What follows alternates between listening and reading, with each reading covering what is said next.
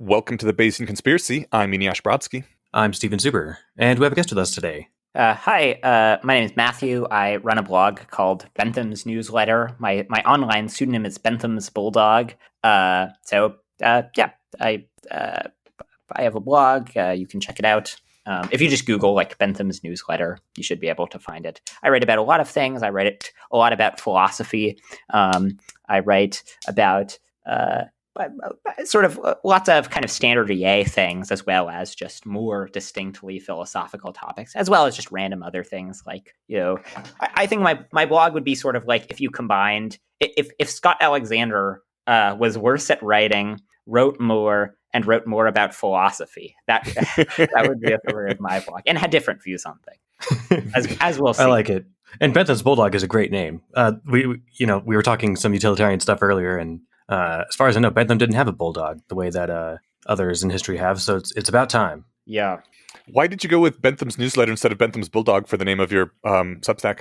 Well, I think for Substack, when I first made a Substack, I didn't give it that much thought. And I think for it, you have to have the title of a newsletter, right? It has to be like X's newsletter. I could have done Bentham's Bulldog's newsletter, but that would have just been cumbersome to say. So okay. Bentham's Newsletter was fine. I think it was determined by the Substack URL. I don't know. I set up Substack a while ago, but yeah. I mean, that's a perfectly reasonable answer. My advice to people whenever they want to start stuff is generally always don't overthink it, just start. And you can always go back and fix things later. And if you can't, no big deal. People will know you by a slightly off name and it'll be a unique thing.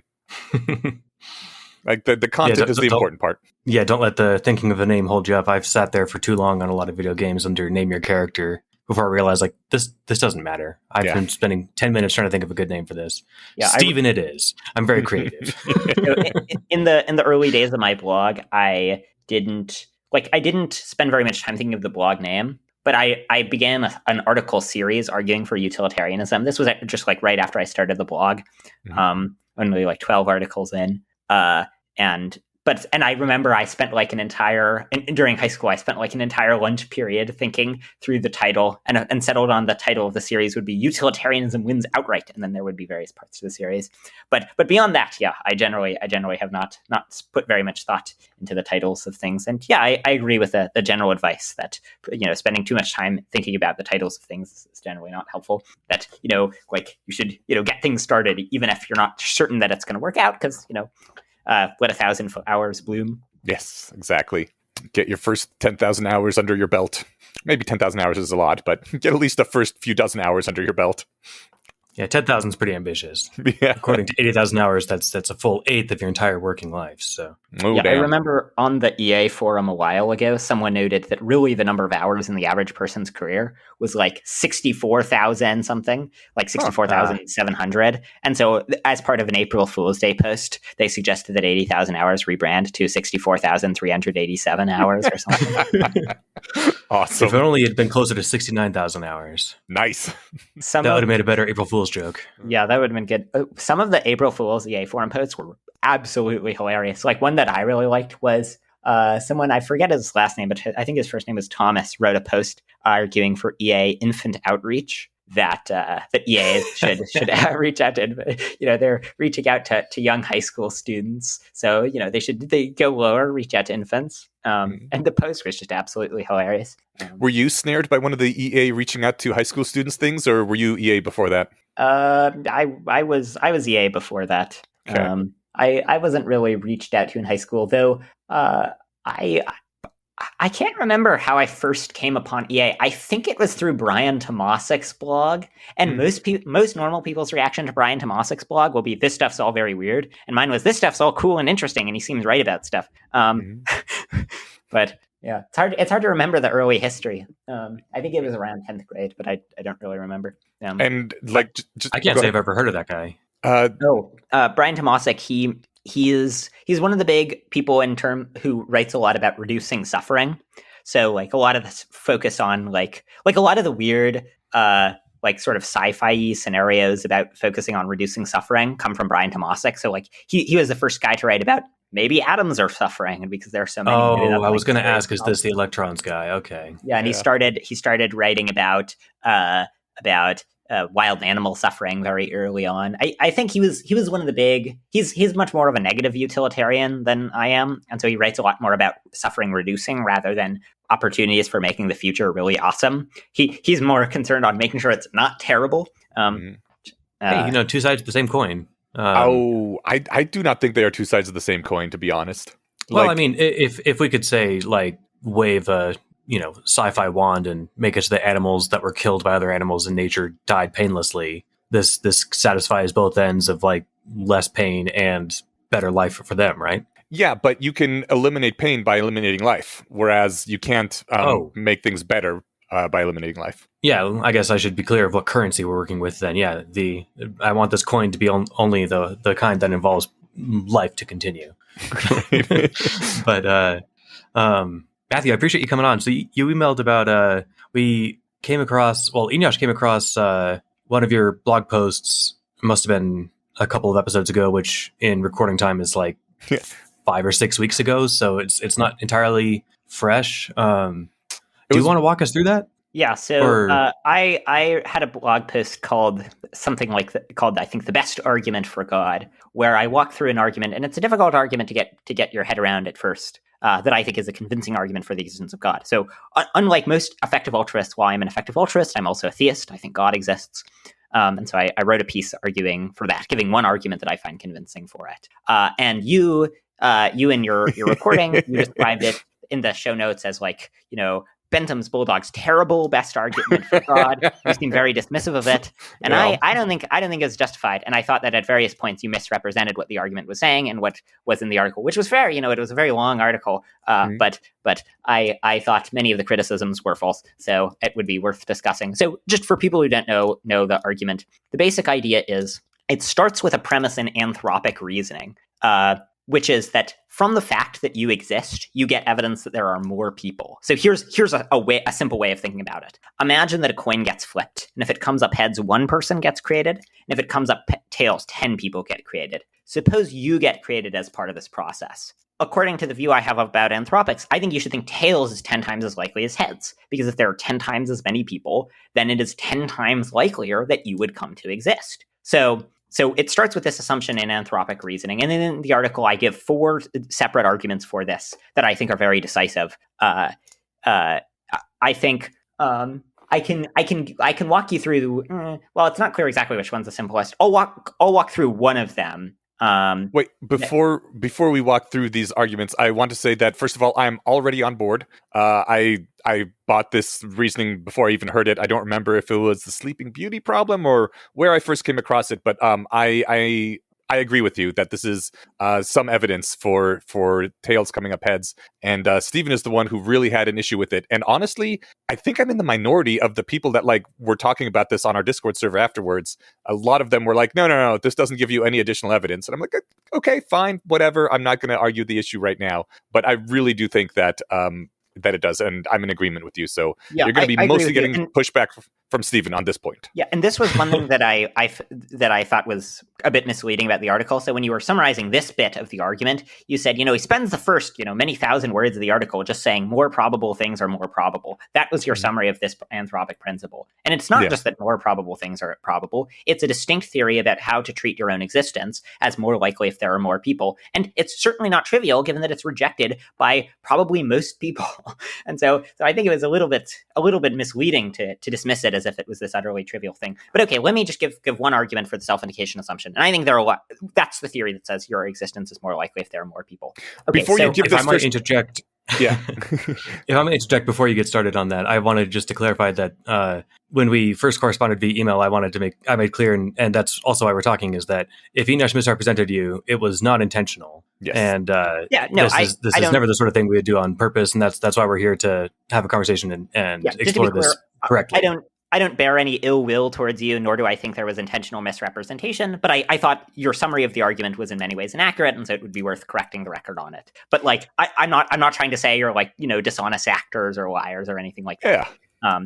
It's totally legit that, if you think you're misrepresented, you want to address that. Before we go on, Stephen, when you just now hearing his explanation about the coin flip and there's 10 people that come up with when tails come up, what is your initial Well, I know what your initial reaction is. Why do you disagree with it? If you can give us a quick summary of that. I've been thinking about this, and I haven't gone back and listened to what I said before. But I think the crux of the disagreement is that when you use the word "you wake up in a room," I imagine me, my mind, or at least me as in whatever new mind. I am an individual, not the royal you, right? So me as the person who wakes up, all I know is that I'm in a white room and is the conditions for how I may have gotten here are written on the wall, and that's all the information I have. All I know is that there was a coin toss and that I'm alive. I without being able to update on the evidence of more rooms, I have, as far as I can tell, no more evidence to update with, right? Yeah, so I think that you do have extra evidence to update on, which is that you exist, and your existence is more likely if there are more people. So here's a way of seeing this. So imagine the coin flip case. Let's do smaller numbers. So let's say heads means one person gets created, tails means two people get created. So I think your existence is more likely if tails for the following reason. And this argument was originally given by Adam Elga in the first ever paper published on the Sleeping Beauty problem. I claim that, so let's say that people are in rooms labeled 1 and 2. So if heads, just a person's created in room 1. If tails, a person's created in room 1 and a person's created in room 2. So what I claim is that the probability that you're the person in room 1 and the coin came up heads equals the probability that you're the person in room 1 and the coin came up tails. And that the probability that you're the person in room 1 and the coin came up tails equals the probability that you're the person in room 2 and the coin came up tails. Now, the reason to think that the probability that the coin came up heads and you're in room 1 equals the probability that the coin came up tails and you're in room 1 is that both of them predict that that person would be created. And so both of them predict the event of the guy in room 1 being created with probability 1. Then you should think that they're equally likely to create the person in room 1. If you find out that you're the person in room 1, you should then be indifferent between the two hypotheses because they both predict that the person in room 1 would be created. And then the reason to think the probability that you're the person in room 1 and it came up tails equals the probability that you're the person in room 2 and it came up tails is just that you have no idea which room you're in. And so there's nothing that makes it more likely that you're in the first room than the second room. So the idea is that the probability that you're the guy in the first room and it came up heads equals the probability that you're the guy in the first room and it came up tails equals the probability that you're the guy in the second room and it came up tails. So the odds it came up tails are 2/3. And you're updating on the fact that you exist. Yeah, I think...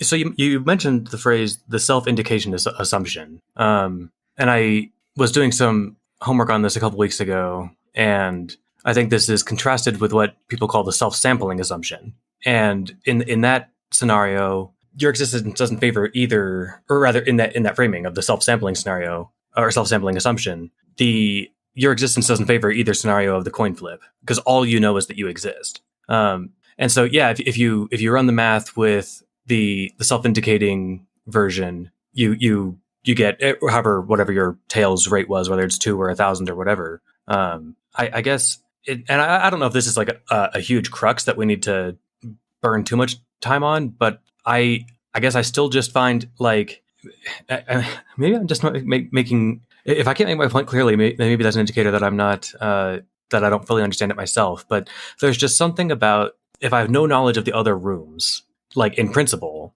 then it's like, I guess, I'm trying to think of an analogy. So if we look at our universe, we could say our universe is more likely in a system that is actually a multiverse. Which I would agree with. I think that our universe's existence has no impact on, depending on the nature of our universe. If I learned that we were in a simulation, for example, I think that would favor a multiverse thing because they'd probably run more than one simulation. But I guess I don't see where I can gain evidence about the likelihood of a multiverse scenario based on the existence of one universe. So the argument that I gave where I said the odds that the coin came up heads and you're the guy in room 1 equal the odds that the coin came up tails and you're in room 1, and that equals the probability that the coin came up tails and you're in room 2. So from that, it follows that the 3 events are equal probable, and then you should have 2/3 credence that the coin came up tails if tails means 2 people get created. I'd be curious, which step of this do you think goes wrong? I don't know which room I'm in. Right, if the rooms are numbered. Right, but the idea is that your credence that you're in the you don't know which room you're in, but you have credences in you being in different rooms. So my claim is that your credence that you're the guy in room 1 and the coin came up heads equals your credence that you're the guy in room 1 and the coin came up tails. Do you agree with that step? Yes. Okay. And the idea is that the probability that you're in room 2 and the coin came up tails equals the probability that you're in room 1 and the coin came up tails. Do you agree with that?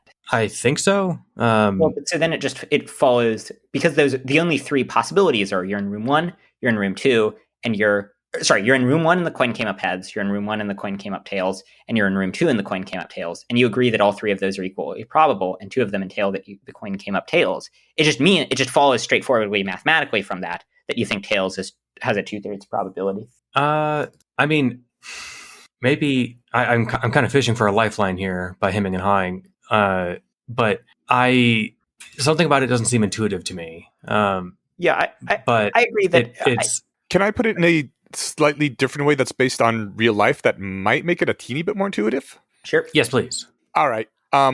Stephen, just going off of, I don't know if you already have background knowledge that'll ruin this example a little bit, but going just off of your intuition, how likely is it that you would be alive in this time right now, August 2nd, 2024, based on the entire existence of the human species, from the first time we can say this is an actual Homo sapiens sapiens rather than some other species, right up until today? How likely is it that you would happen to be alive today rather than at some other point in human history?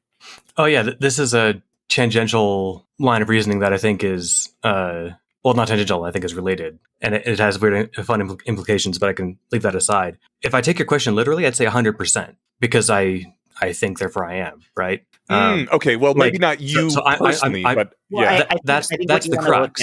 I think what you want to look at is the prior probability that you'd be around now. Yeah. I mean, so that's contingent on a zillion things, right? You know, my parents might not have met. I happen to be an identical twin. I could have not been an identical twin, and then there'd just be one person of me running around instead who wouldn't be neither me nor my brother. Yeah. And that goes all the way back to the first self-replicating organism, right? So, like, the odds, like the sheer odds of my existence, you can take like in the full, like just deep wonder, Richard Dawkins sense. The odds of any individual existing are infinitesmal. But right? given the people that actually existed, what are the chances that you happen to exist right now, as opposed to at some previous point in history? So I think my hang up here is that you're using the word "you" and I'm thinking of me. You right? In the abstract sense. So, but I think that's an important difference, and that's where the me in the room scenario, that's the same hang up. Yeah. Like, so in the abstract sense, like, so if I woke up in the room, and I'll get back to your version in a second, Inyash, and I'm an armchair philosopher, I would sit there and think, oh, okay, yeah, 2/3, that sounds about right. But if I'm just me and all I know is that I exist, I'd be like, well, all I know is there's a coin tossed. But it's true that all that you know is just that you exist, but the idea is that the probability that you would exist is higher if the coin came up heads. Or sorry, if the coin came up tails than if the coin came up heads, because there are twice as many people, so there are 2 opportunities for you to exist. But I'm only one of them, right? Right, right. But you might be the second one, and if you're the second one, then you couldn't have existed unless the coin came up tails. So the idea is maybe you're the first one, and if you know you were the first one, then you should be indifferent. But maybe you're the second one, in which case what you know straightforwardly confirms tails. So the odds that you're the first one and the coin came up heads equals the odds that you're the first one and the coin came up tails equals the odds that you're the second one and the coin came up tails. So 2/3 probability that the coin came up tails. Let me give you another case that might be an easier way of seeing it. Let's imagine. Okay, so one person. I want to really quickly go back to finish up the thing that I started. With the technical answer being that over the last 200,000 ish years that humans have been around, there's been 110 billion people.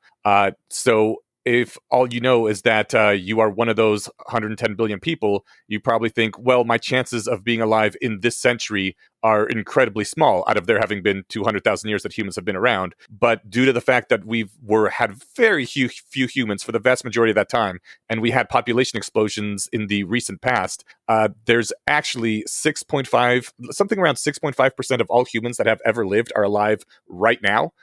So you want to weight it the more and more likely that you exist, the closer you get to the present day, to the point that like being alive right now is 6.5% chance of all the humans that have ever been alive. So you would actually consider it extremely unlikely that you're one of the early humans, and extremely likely that you are one of the humans that has existed since the past few hundred years or so. That makes sense. And again, like if I'm doing this from, beyond my space in the universe as I am, then that'd be a compelling kind of line of thinking. But as it is, I'm actually just here in reality, right? So like I'm not trying to shut it down. It's like because I think you make a good point, especially about the population explosion and stuff. And I don't want to toss that out.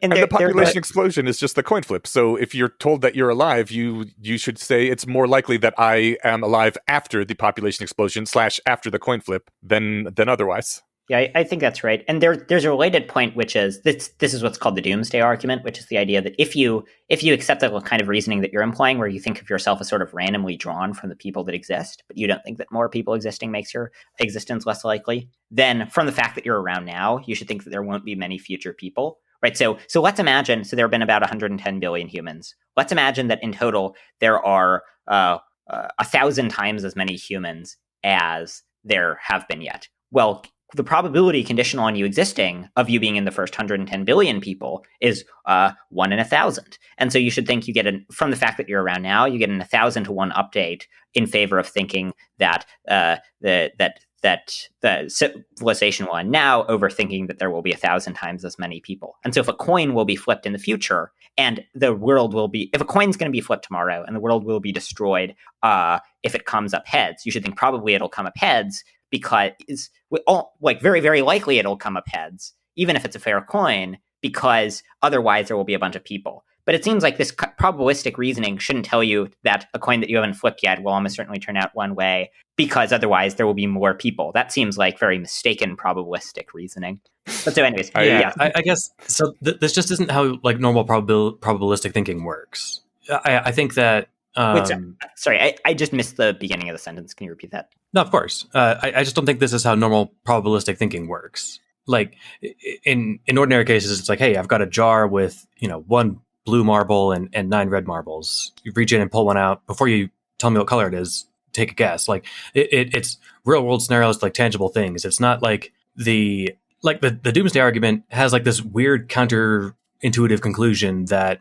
the humanity is probably going to go extinct sooner rather than later. To be clear, I agree that the doomsday argument is wrong, but I think that the only way to see why it's wrong is via the self-indication assumption. So if you accept the self-indication assumption, the doomsday argument doesn't work, because it's true that if there are more people, it's less likely you'd be early, but it's likelier that you'd exist if there are more people. And so the two probabilities exactly cancel out. But if you don't buy SIA, then the doomsday argument is just a perfectly straightforward instance of probabilistic reasoning, right? So imagine you don't know your birth rank. Okay, you have no idea when you were born. You don't know what rank of people you are. And you're considering two possibilities. Possibility one is that only 110 billion people exist. And possibility two is that 110 billion times a million people exist. Okay, so if you don't accept the self-indication assumption, you should think, okay, before knowing your birth rank, those are equally likely. Then suppose you find out that you're within the first 110 billion people. Well, the odds of that are extremely low on the second hypothesis. Well, they're 100% on the first hypothesis. And so now you should think almost certainly humanity is going to die out. And so if a coin flip would determine the fate of humanity, and even if it was a fair coin, you should think almost certainly the coin would turn out the way where it means civilization is going to end, rather than turning out some other way. And so I actually, for people who are curious, and I've written about this on my blog, I have a paper called Alternatives to the Self-Indication Assumption Are Doomed. Where I argue that the doomsday result and other even more counterintuitive results are an inevitable result of any view that's committed to both Bayesianism and rejection of the self-indication assumption.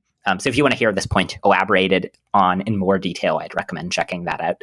But I guess, should we talk more about the later steps in the argument rather than... I mean, I'm happy to talk more about the self-indication assumption, but maybe it would be helpful to just sort of describe like what the argument's about before we litigate too much over this. I think we can push through. Yeah, I think we can push through, assuming that this isn't like the main crux of the argument. I think it's very important. If it's not the core crux. I do think it's actually pretty darn important to the argument. Well, Let's run through the rest, and I'll play along. I don't have to necessarily buy into this just yet. So go ahead and expand on the rest of the position. So the idea is that we conclude the self-indication assumption is correct. And once we've concluded that, we think from the fact that you exist, you get evidence that there are a whole bunch of people, right? So from the fact that you're around now, you get infinitely strong evidence that there are an infinite number of people, because a theory that says that there are n times as many people as another theory gets an n-to-1 Bayes update over the other theory, right? So a theory that says there are 10 times as many people, that you should treat your existence as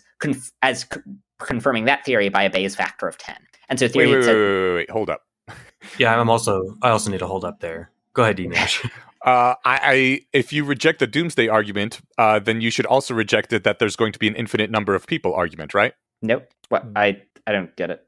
Why would you reject that? Well, you've rejected the doomsday argument because you know specifically that you are in the first 110 billion people, and that is unlikely. Oh, okay. I see. Yeah, the argument. So what the argument cares about is not the number. So the argument doesn't tell you to think there are a bunch of future people, right? Because you know that you're not one of the future people. What it tells you to think there are a lot of is people that you currently might be, right? So let's imagine a coin's flipped. If it comes up heads, wait, one okay, person. no, I got you. I understand. So I'm just going to accept that. In that case, we can just reject. Can I just explain briefly, just because Sure. I think this might be a confusing point for listeners. So the idea is like, okay, so imagine a coin gets flipped, and if it comes up heads, one person gets created, and if it comes up tails, 2 people and 10 shrimp get created. The self-indication assumption doesn't say that you should think the odds of tails are 12-1, because what matters isn't the total number of beings that exist, but the number of beings that you yourself currently might be. So because it cares about the number of people that exist that you might be, right? So it doesn't care about the number of shrimp. It doesn't care about the number of people that I know myself not to be. It cares about if there are people and you don't know which of them you are, SIA says you should think there are more of them. Sure. The thing is, if you are saying that currently the number of people to exist is most likely infinite, we can simply look at the Earth and say, oh, that's not true, and reject it on empirical grounds. But I don't think all the people that exist are on the Earth. I think, well, first of all, physics does seem to at least tentatively point in the direction of an infinitely large universe. Mm-hmm. And I think the self-indication assumption gives you a reason to think that the world has an infinite number of people. Not necessarily, when I say the world, I don't mean the Earth, but I mean the universe. Okay. Yeah, so the idea is that, right, no, I don't think that there are like infinite, very small people hiding in holes. The idea is that there are infinite total people that exist who you, based on your current evidence, might be, right? So there's either infinite copies of Earth in the multiverse or infinite copies of Earth in this universe. So from the fact that you exist, you get infinite evidence that there are infinite copies of you from the self-indication assumption. And this may sound very weird, but this is just a sort of trivial result of the self-indication assumption. And the reason that it seems weird is that any view about anthropics is going to be really weird. All the views say weird things. And I think the self-indication assumption is by far the least weird view. Okay, so from the fact that you exist, you get infinitely strong evidence that there are infinite people. And it turns out that some infinites are bigger than others, right? So the smallest infinite is called Aleph null. And then there's an infinite that's bigger than that, which is Beth 1. And then an infinite that's bigger than that, which is Beth 2. And then Beth 3 is bigger than that, and so on. So what the self-indication assumption tells you to think is that the number of people that exist is however many possible people there are, that's the number of people that exist. Because the more people there are, the more likely it is that you would come to exist. So from the fact that you exist, you get infinitely strong evidence that however many people there are, whatever the infinity is that represents the number of possible people, that is the infinite that tells you how many people there are, right? So if we think that there are Beth 2 possible people, from the self-indication assumption, you get infinitely strong evidence that the number of people that exist is Beth 2. Now, it turns out the number of possible people, it actually is Beth 2 for some complicated technical reasons that I'd be happy to explain if you're curious. But but if not, then we can just sort of take it as granted. It's not very controversial. It follows kind of straightforwardly from physicalism that it's at the very least Beth 1. Okay, so from this, so the argument does rely on the idea that right now there are an infinite number of people in the universe. Well, I don't know if I'd say it relies on that. The argument, it gives you a reason to think that there are an infinite number of people. Okay, and not just any infinite. There are a big infinite worth of people. Okay, and so just for reference, the number of possible people that there are, that's Beth 2. Beth 2 is really big. It's more than the number. So there are the natural numbers, which are like 1, 2, 3, 4, 5, and 6, all the way to infinity. There are Beth 0 of those. The number of real numbers, which include infinite non-repeating decimals and fractions and so on, there are Beth 1 of those. And Beth 2 is even more than that, right? So the number from the step so far, we conclude that there's really a lot of people. There's really a huge, like more people than there are numbers. So I can grant that's a really big number and everything, but I think it's too much of a step. Can I just explain the last step of the argument, and then I'm happy to discuss any objections, just because I think it would be helpful to kind of get all the steps. Get it all out. Okay. Okay, and so from the steps so far, we conclude there are an infinite number of people, and not just any infinite. There are Beth 2 people. Then the last step is we say, okay, what's the best explanation of there being Beth 2 people? Well, I think theism has a very good explanation of there being Beth 2 people. God is good. It's good to create a happy person and give them a good life. So on theism, we would expect there to be an infinite number of people. We would expect there to be Beth 2 people. In contrast, on naturalism, it's extremely unlikely that there would be Beth 2 people. There are no pun intended, naturalistic models that produce Beth 2 people. All the ones that do are really weird and undermine induction. To get more than Beth 0 people, you have to do really creative arithmetic. Like the natural models of what naturalism looks like don't get Beth 2 people. Well, in contrast, the natural models of what a perfect being would do get Beth 2 people, because a perfect being would want to create every possible person and give them a good life, or at least Beth 2 possible people and give them good lives. And so as a result, a perfect being would create Beth 2 people. Okay, so that's the argument. This is partly where we part ways, because the whole thing about a good being existing is wrong on at least 3 different levels. But before we even get to there, you claim that right now there could be Beth 2 number of people, yes? Yeah. And we live in a naturalistic universe, yes? I don't know exactly what you mean by that. But well, the universe as it exists, by your own reckoning, could contain Beth 2 number of people. No, it couldn't. It could not. No. So you don't think there's Beth 2 number of people? I do think there are Beth 2 number of people, but I don't think they're all contained in the universe. You can't have Beth 2 people contained in one universe of spatio-temporally connected entities. Okay, allow me to modify that to the multiverse is everything that could be considered to be of existence. Yes, all of reality contains more than contains at least Beth 2 people. I actually suspect it's more, but that's a story for another day. Okay, well, as people who think the universe is a natural product of natural laws, we don't have any problem with there being that many number of people without introducing magic to it. We're happy just to say, like, the universe as it exists does exist objectively. We can see it, and so if that's possible, then it's possible under the natural laws. Okay, so your suggestion is that so my suggestion is that there's that God makes an infinite multiverse with Beth 2 different universes, and your suggestion is they're just the Beth 2 universes without an infinite multiverse. No, there could be an infinite multiverse. Sorry, without a God, I mean. Yeah. Okay. You don't need to introduce a God for any particular reason here. Okay, so, and is the idea that, so is there some, because I think normally when you say that there are an infinite number of things which have no cause for no reason, that's a bad theory. It is literally an infinitely egregious violation of Occam's razor. There's no one saying that there's no cause for no reason. Simply, we do not know the cause or the reason. And to start positing things like intelligences with personhood and desires is really really very motivated reasoning, and everyone's going to look at you suspiciously. Why are you privileging that particular hypothesis? Why can you just not say we don't actually know why the multiverse is the way it is, and hopefully we will find that out in the future, much like we didn't know why hot things are hot a few thousand years ago. Yeah, well, so, I'm a Bayesian, right? So I think that if there's some phenomenon that's more strongly predicted on one hypothesis than another, it's evidence for that hypothesis. And if it's much more strongly predicted, then it's very strong evidence for that hypothesis. Now, it may be that the hypothesis starts out with very low prior probability, right? So you could grant this argument and just say, look, theism's such a bad theory for other reasons that we shouldn't think that theism's true, even though it explains data. But if the probability conditional on theism of there being Beth 2 people is high, as I've argued, and the probability conditional on naturalism of there being Beth 2 people is very low, because naturalism is consistent with a whole range of people, and by far the most simple and naturalist models all mean that there are either a finite number or Beth 0 people, then the fact that there are Beth 2 people is strong evidence for the existence of God. If you like Occam's razor, why do you reject the idea that there's just a natural law we don't know about that creates multiverses, or that causes multiverses to be in existence, if creates is not the right term? Well, so it's always possible to say that there's an unknown explanation, right? So yes. So a creationist, they could say, look, all this mounting evidence for evolution, maybe there's an unknown reason why God did all these things. But that wouldn't be a very good theory, because if there's no coherent explanation, if you don't have any idea how it would work, there's no reason in principle to think that such an explanation is very likely. And to be clear, this is not the only argument for God, right? I think that there are lots of good reasons to believe in God, and that this is just one other thing that raises the probability of God. And God will have it now.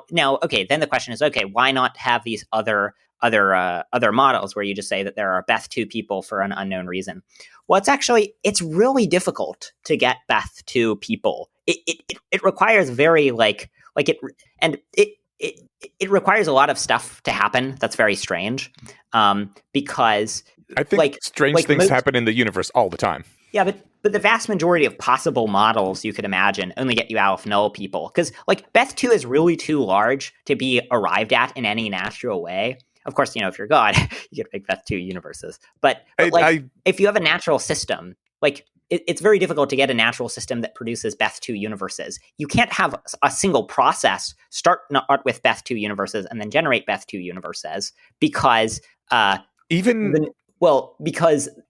for any particular way the process generates a universe, there's a distinct sentence that picks out that process generated the universe at that time. But the problem is that there are only Beth0 sentences rather than Beth2 sentences. And so there isn't a viable naturalistic model. And if you do get a naturalistic explanation of there being Beth2 universes, then almost certainly that naturalistic explanation will undermine induction, because you have to think not merely that there are Beth2 universes, but that there are Beth2 universes, and most of them have induction-friendly laws. While in contrast, theism actually explains why there are induction-friendly laws. Right. So if for example, you believe in modal realism, where wait.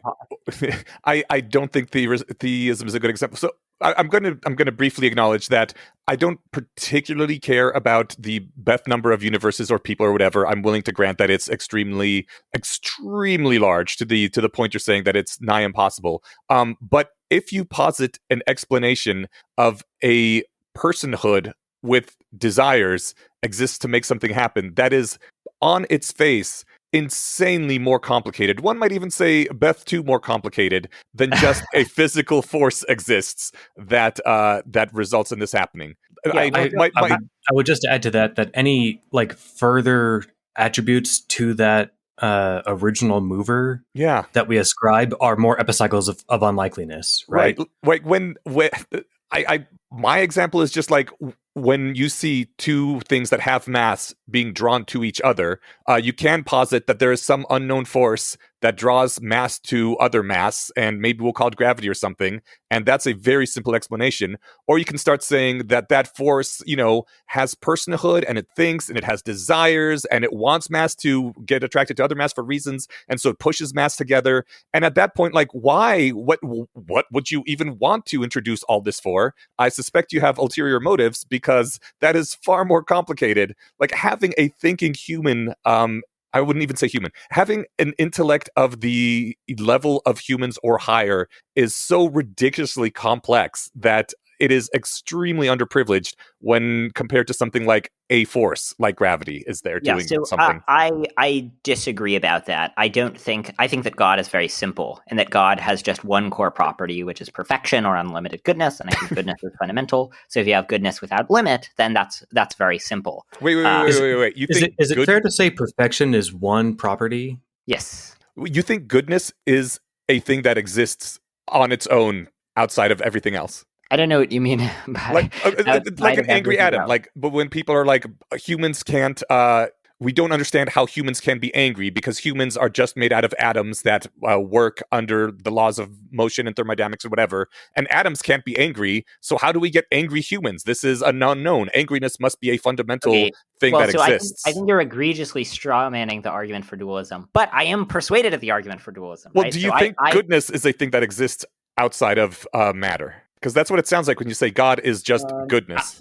I don't know what you mean by outside of matter. I think there are possible worlds where goodness, I think some good things are made of matter, and other good things are not made of matter. Like you could have a disembodied mind that was a good thing. You could have God. God's not made of matter. I think God's good. I have a position called moral non-naturalism, where I think certain things are good, and I think that when you say certain things are good, that's not a fact about the natural world, that goodness is fundamental. I think a similar thing about mathematics, about modal facts, about consciousness. That may be the fundamental confusion here, or confusion is a bit prejudicial. At the very least, our fundamental disagreement, if you think goodness is a thing fundamental and in itself, as opposed to a state of relationship between things that exist. I'm happy to argue about whether or not we think that goodness is fundamental. But I think the purpose of the argument is to establish that there's a fact that drastically raises the probability of God. Now, you might think, look, God has a ridiculously low prior, and so even if this fact dramatically raises the probability of God, because it has such a low prior, we should think God doesn't exist. Wait, right? What is this fact? And this, by the way, is what I would say about your alternative explanations of gravity. Like the theory that there's a goblin who makes everything fall because he has a plan to do that. Mm-hmm. That theory explains why things fall. And so that theory is raised in probability by the observation of gravitational effects. But that theory has such a low prior that you should think that theory is almost certainly false. And so, there are Beth2 number of things that fall. Sorry, I meant that as a joke, but I realized I interrupted. Yeah. Sorry. No worries.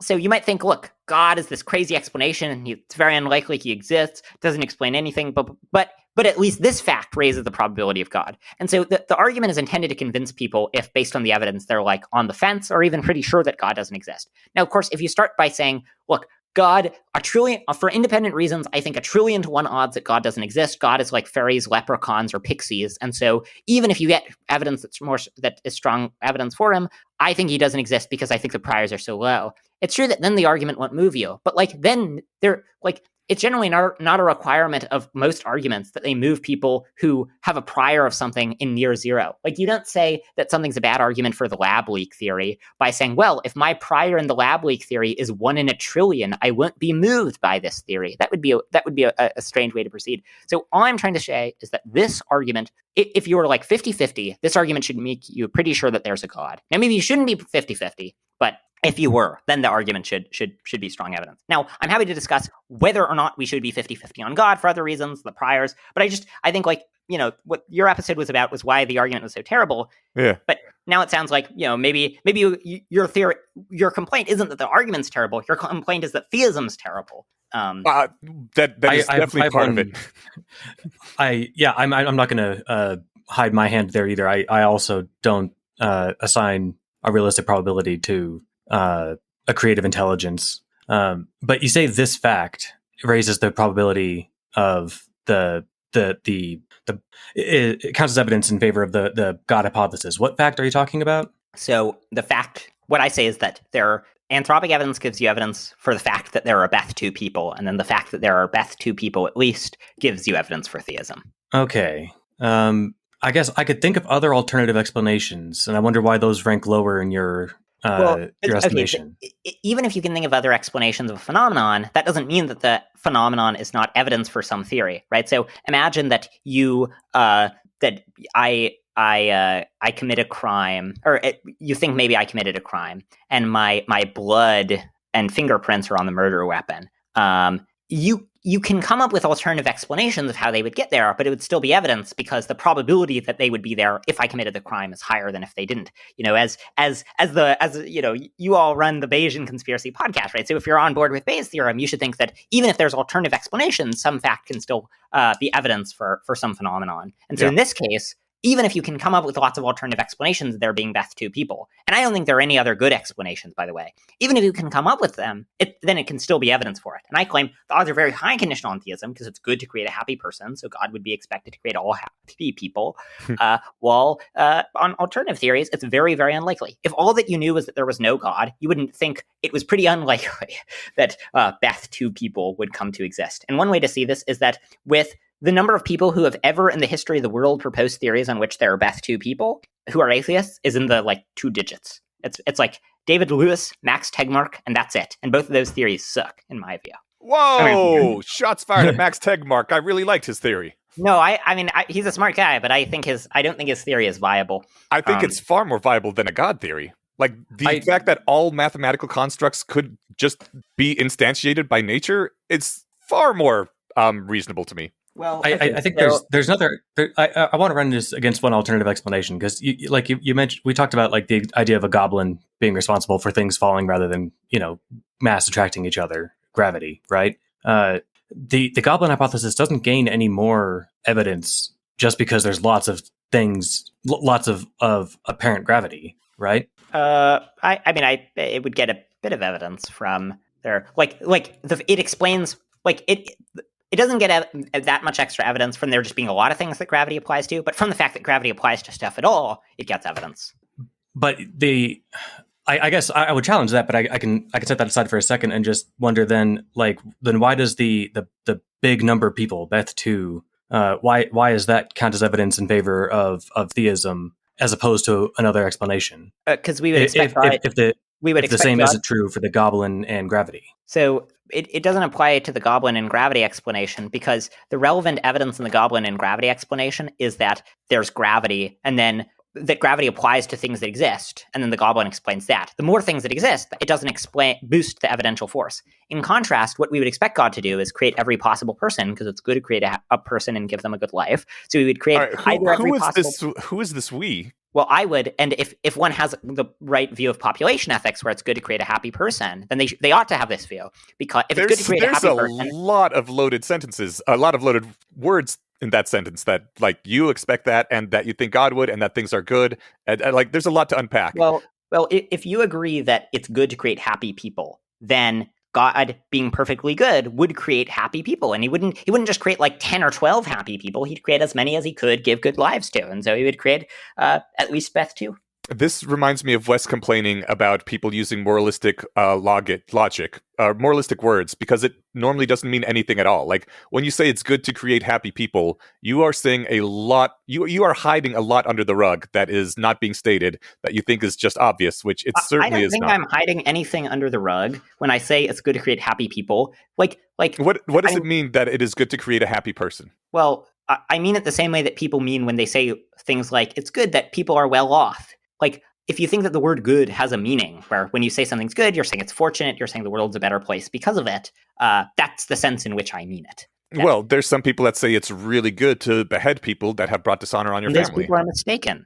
Whoa, well, if suddenly we can be mistaken about what's good, then maybe we should interrogate what this goodness word means. Yeah, I'm happy to talk. So I agree that in order to think that it's plausible that God exists, you'll have to be a moral realist. You'll have to think that goodness exists, and you'll probably have to be a moral non-naturalist. You'll have to think that goodness is not constructed by us or a linguistic entity, but goodness is a fundamental thing, like modal facts, like mathematics, perhaps. And so I agree. And if you find this assumption implausible, then it should lower the probability of God. Now, I'm very convinced of moral realism, and was even when I was an atheist. And so I don't think it should undermine the probability of atheism that much. But again, so the theistic theory is there's a perfectly good being. Now, maybe you doubt that this is a coherent thing that can happen. You think that goodness, it's not the type of thing that can be maximally instantiated. The first thing you have to do is justify the statement there's a perfectly moral being, because that on its face is ridiculous. And you can't just assert it without some sort of evidence for there being a perfectly moral being. The evidence for a perfectly good being is that there are Beth 2 people. That's one piece of evidence. No, that there are Beth 2 people is evidence that there are Beth 2 people. You can't just say that because of that, this implies this other thing that I want to believe.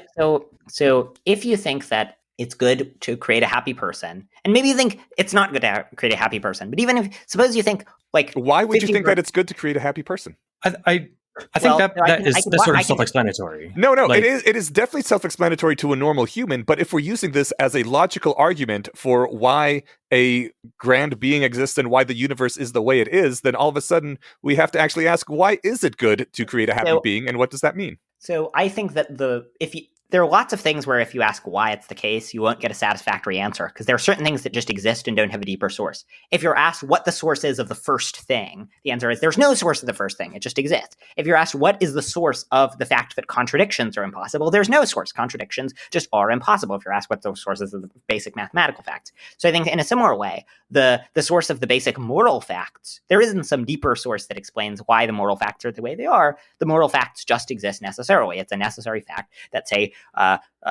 well-being is good and pain and suffering are bad. Now, if the question is how we come to know that, well, I'm what's called an ethical intuitionist, where I think the way we know moral truths is we rely on what seems to be the case to us. So if something seems to be the case to you, unless you're given a good reason to doubt it, you should think that it is the case. So the reason why, for example, I think the shortest distance between 2 points is a line is that it seems to me that the shortest distance between the 2 points is a line. The reason I think that if A is taller than B and B is taller than C, then A is taller than C is because it seems that that's true. And so we apply this, see, if you don't think that seemings give you evidence, let me just briefly finish. Yeah, okay. If you don't think that seemings give you evidence, I think you're in totally Looney Tunes skeptical scenario. So we conclude, okay, if something seems the case to you, then it gives you evidence it's true. Well, okay, now think about, suppose the world just has a bunch of extra people who are happy, who live good lives, who are flourishing. Seems like the world's a better place as a result of that. And there are even more minimal assumptions that we can get to. But if you think that we can rely on our ethical intuitions to know things about ethics, then I think you should think that we can trust our judgment that it's good when happy people exist. Now, maybe have you considered how ridiculous this sounds from the outside, that you are basically saying what boils down to, I'm happy when other people are happy, therefore God created the universe? Why I realize that is not what I take myself to be saying. You're saying it seems that good things are good, and saying it seems that P is not the same as saying I'm happy when P. It seems to me that the shortest distance between 2 points is a straight line, but I don't get elated when I think about the shortest distance between 2 points being there's more rigorous formal reasons that you can get into in mathematics about why the shortest distance between 2 points is a line. And you can't conflate that with when I see happy people, I think that's good. It's not that it's that it seems to me that it's good. Well, in the case of mathematics, it's true that you can give mathematical proofs of it, but I claim even if you didn't know any mathematical proofs of it, you would be justified in thinking that the shortest distance between 2 points is a line because it seems to you to be the case. In fact, you might not be. You might not be. You know how many pages, how much ink has been spilled trying to prove that 1 + 1 = 2? Well, when you say lots of pages of ink have been spilled trying to prove that 1 + 1 = 2, that's trying to derive it from certain artificial systems, like from, artificial system wasn't the right way of phrasing it, from set theory. And I agree, lots of trivial things that we can be confident are true are hard to prove in set theory. That doesn't prove that we can't be confident that they're true. Seems to me that 1 + 1 = 2, and in fact, 1 + 1 = 2. If you don't rely on intuitions, I don't know how you know anything about the world, right? So okay, do you think the external world exists? Yeah, and I think that there is a lot of things that rely more on observation than on intuition. Okay, you think the external world exists. So can you explain to me, and maybe you explain this when you cut out, how do you know the external world exists? Give me the justification. I don't actually know that the external world exists. I could be a brain in the vat. But I interact with the external world, and it does things independent of me a lot. And I take that as evidence that this is how I should live my life. Okay, and why is that evidence? Why is what evidence? Why is the evidence that it seems to interact independent of you? Why is that evidence that there's a real external world? All observations in my life so far have led to greater and greater evidence that there is a world that continues to persist when I'm not looking at it. If that is what you are asking, I'm not sure if that is exactly the question that you're asking here. Okay, and so, but we can come up with alternative theories that explain the data. Yeah. I could be in the Matrix. I have more than once entertained that very idea, in fact. Do you think that you're justified in thinking that you're not a brain in a vat? That's a harder question. I think it's an easy question. I've come to the conclusion that it doesn't particularly matter. And so I'm going to live my life as if this world exists the way it does. But no, I cannot rule out that I'm a brain in a vat. Okay, so you don't think you're justified in thinking that you're probably not a brain in a vat? Right. Okay, well, I think if you think that, then you should be less altruistic than you would otherwise be, because decent odds that the people around you aren't real. Do you think that you're justified in thinking that the sun will rise tomorrow? I do. Okay, can you explain why you're justified in that? It would be there would have to be some really good reason for the Lords of the Matrix to change that particular variable tomorrow. And they might, if I am in the Matrix, or I could be in the actual natural world and the Earth is just spinning. But whatever the case is, I would be extremely surprised if the sun did not rise tomorrow. All these things will depend on your priors, right? They'll depend on the priors that you have across different ways the world could work. Because there's a conceivable world that could be where, like, you're in the Matrix and it's going to be shut down tomorrow, right? Yeah. So you're going to have to rely on your priors to say probably that's not the case. Right. Now the question is, okay, how do you get your priors? The answer, you get your priors based on what seems the case. All right, it seems to you that certain things are more likely than other things. That is true, but I want to highlight the difference here being that I don't go around telling people that I have this amazing evidence for why we are in the Matrix.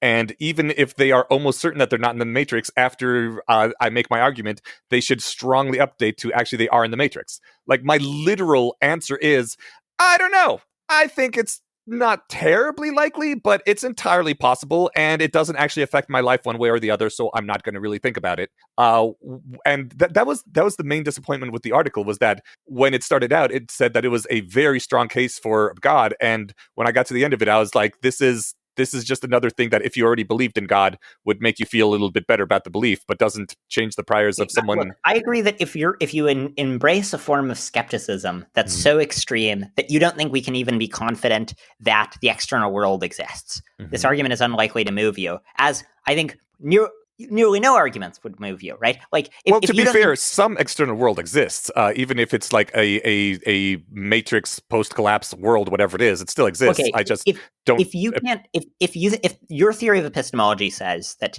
it's not the case that you're not justified in thinking that probably the sun will rise tomorrow, then I think that that's an incorrect theory of epistemology. And I'm happy if my argument is only as convincing as arguments in relying on seemings. It's only as convincing as arguments that the sun will rise tomorrow. Okay, if it's only as convincing as that, I consider that a win. It is not nearly close to that convincing. Well, and in Inyash's perspective he laid out, he said that he did think that the odds of the sun rising tomorrow was very high. So sorry. So what's the justification for thinking that the odds of the sun rising tomorrow are high? There's like you said, it's risen every day before now, and there'd be some unknown reason for the Lords of the Matrix to change the variable of the sun rising tomorrow. Right. Everything that we think we know about reality would have to be completely wrong for it not to rise tomorrow, and I think that is extremely unlikely. I'm saying that everything we think we know about reality depends in some way on our seemings, right? So one could have a prior that's like this. One could have a prior where they think just based on their priors, based on the way it seems to them, 90% chance that that the simulation people will shut it down tomorrow, right? There's no way you could. There's like for you to think. There's no reason to think that.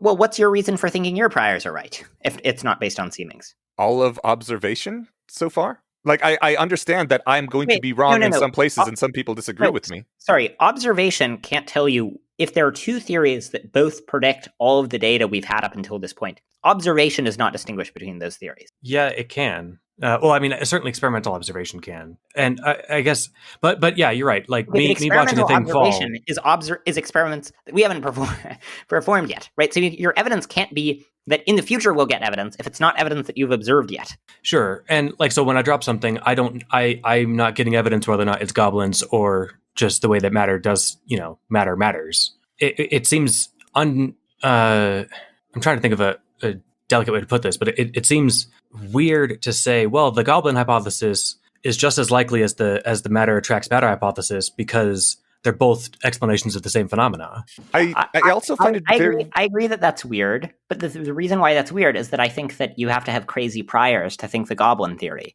right? But if you don't think that seemings are reliable or tell you anything about the world, that they don't give you a basis for your priors, then you have no basis for saying that the goblin, given that both the goblin theory and the gravity theory explain the data just as well, you have no basis for saying, absent relying on seemings, that the goblin theory is worse rather than the gravity. Can you define seemings right now? Because it seems to me that the goblin is pushing things together. So you have to tell me what you mean by seemings that eliminates the goblin. So a seeming is an intellectual appearance. It's when you think about something, it appearing that it's a certain way. So you can have a visual appearance, which is when if you look at an apple, it appears that the apple's red. And there's an intellectual appearance. When I think about the shortest distance between 2 points, it appears to me that it's a line. Can you ever be wrong about the apple being red? Yes. How would you know if you're wrong about that? Well, you could get other evidence. So if a bunch of other people say they see the apple as blue, and the doctor tells you you're colorblind, you could get evidence.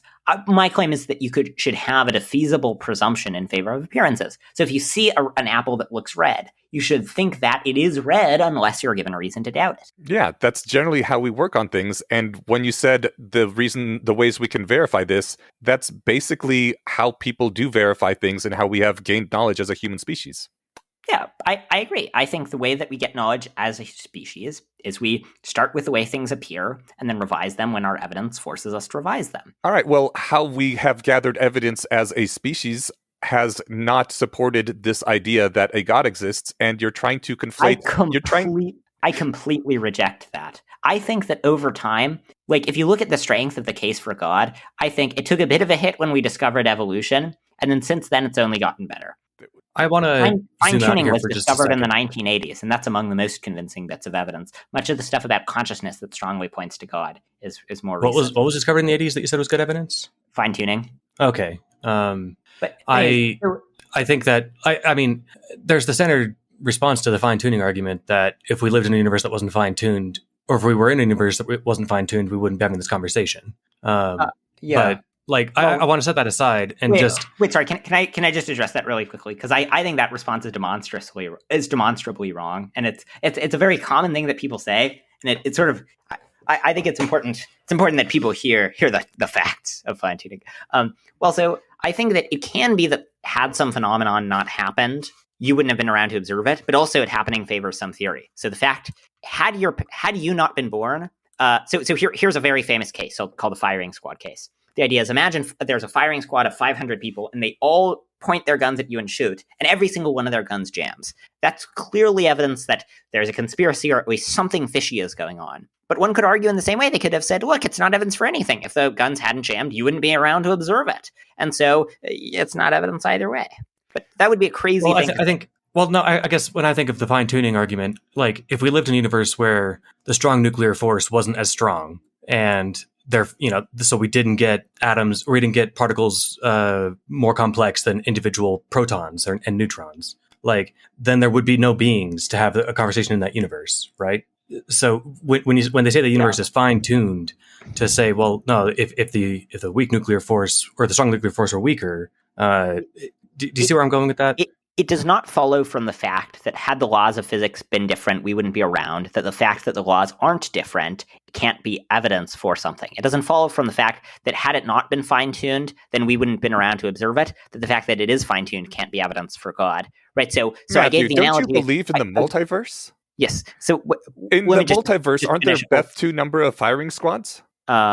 Yes. And out of those Beth-2 number of firing squads, there's probably at least one somewhere where all 500 guns jammed entirely by coincidence. That's true. All right, we are in that one universe where the constants allowed us to exist, and all those other universes still exist. We just aren't in them. I agree. Well, but now you're giving a different response to fine-tuning. You're saying that it's explained by a multiverse. Now, I think that's the best response that a person can give, and it's not a crazy response. I have some things to say about it. If people are curious, I have an article called "The Fine-Tuning Argument Simply Works," where I describe the fine-tuning argument and why the multiverse is not an adequate alternative explanation. But we are getting sort of far afield. The last thing I'll say on this is just that, look, in the firing, so you're saying that had the guns jammed, that if the laws had been different, we wouldn't have been around to observe it. My claim, that doesn't at all matter to how to probabilistically reason. Had in the firing squad case, if they all shoot their guns at you, but they all jam, even though if they hadn't jammed, you'd be killed and you wouldn't have been around to think about it, the fact that they did jam, that is evidence that there's a conspiracy of some sort.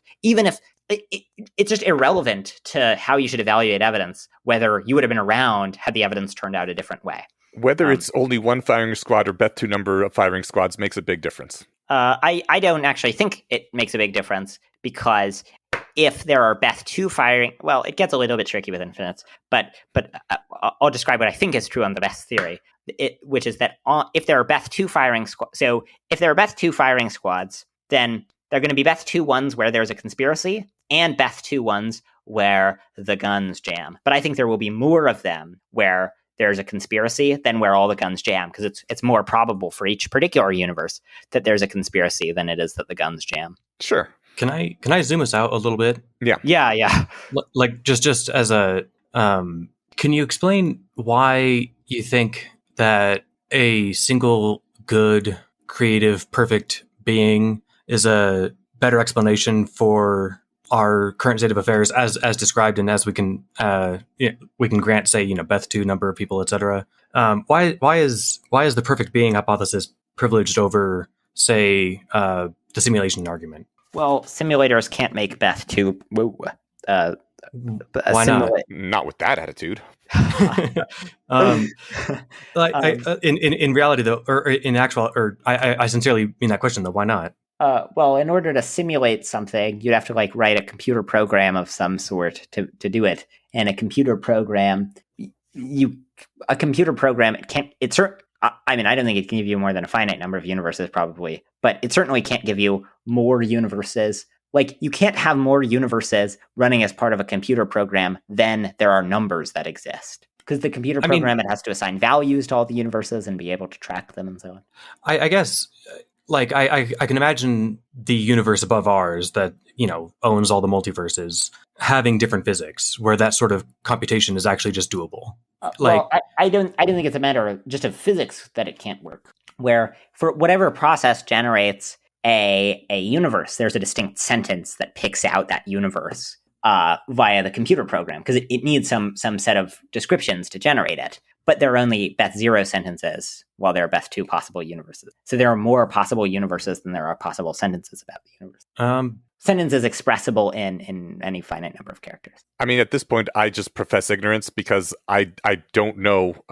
I do not know enough to agree or disagree with what you just said there. And I also don't think it matters to me. Yeah, I mean, and the other point is, even if you could come up with alternative explanations, I agree, you can come up with some alternative explanations. But my point is just that theism very naturally explains it. And so maybe you think theism is a bad explanation because it's otherwise very improbable. But I'm saying that a theory can be very improbable and also can get a big boost. Maybe theism goes from 1 in a trillion odds to 10 in a trillion odds. But I would consider that a success of the argument. It would be as successful for convincing someone who was on the fence. People just aren't on the fence. But for me, any argument that introduced theism, an argument is seen as successful if it convinces fence sitters, not if it convinces people who are almost certain that the position is false. You don't treat it as a flaw of arguments for the roundness of the Earth. If someone was like, well, if I had a prior of 0 in a round Earth, I wouldn't be moved by this at all. But here's the thing. In my opinion, any reasonable thinker who is presented with a hypothesis that includes theism would be further updated away from that hypothesis because of the theism. That in itself makes something less likely. You need to overcome a lot to even get theism to ground level. I agreed. Well, so I think theism both has a high prior and explains a lot. I'd be happy to discuss either of those points. Maybe we should focus on the prior point because the other stuff we'll just get into other arguments. So before we talk about that, there is just one other thing from the podcast where I'd like to discuss. In the podcast, you kind of dismissively discussed my description of the Kalanda healing. And I think we are. I personally am not at all interested in talking about this because the record keeping of people in the 1600s is the most non-persuasive thing to me in the world. Maybe we can circle back to that if we have time. Okay, that's fine. Let me just say, if people want to read more about it, Jimmy Akin has a good video on it, and Wikipedia also has a good discussion on it, such that I think the source that you cited for showing that the Kalanda stuff was very unconvincing, I think that the source just contains numerous demonstrably false claims about the details of the case, including saying that there are no eyewitnesses when in fact there are eyewitnesses to the surgery. It doesn't matter. 400 years ago. I mean, and that's fine. And so, by all means, send us every link that you'd like, and we'll put it in the show notes. And okay, sounds good. The source that I cited actually had a follow up some ages later to that, and in the follow up, he also said false things. I'm curious as to I guess maybe we just leave that aside because I mean, if you were to say, well, actually, the truth was this, all I have to go on is your word.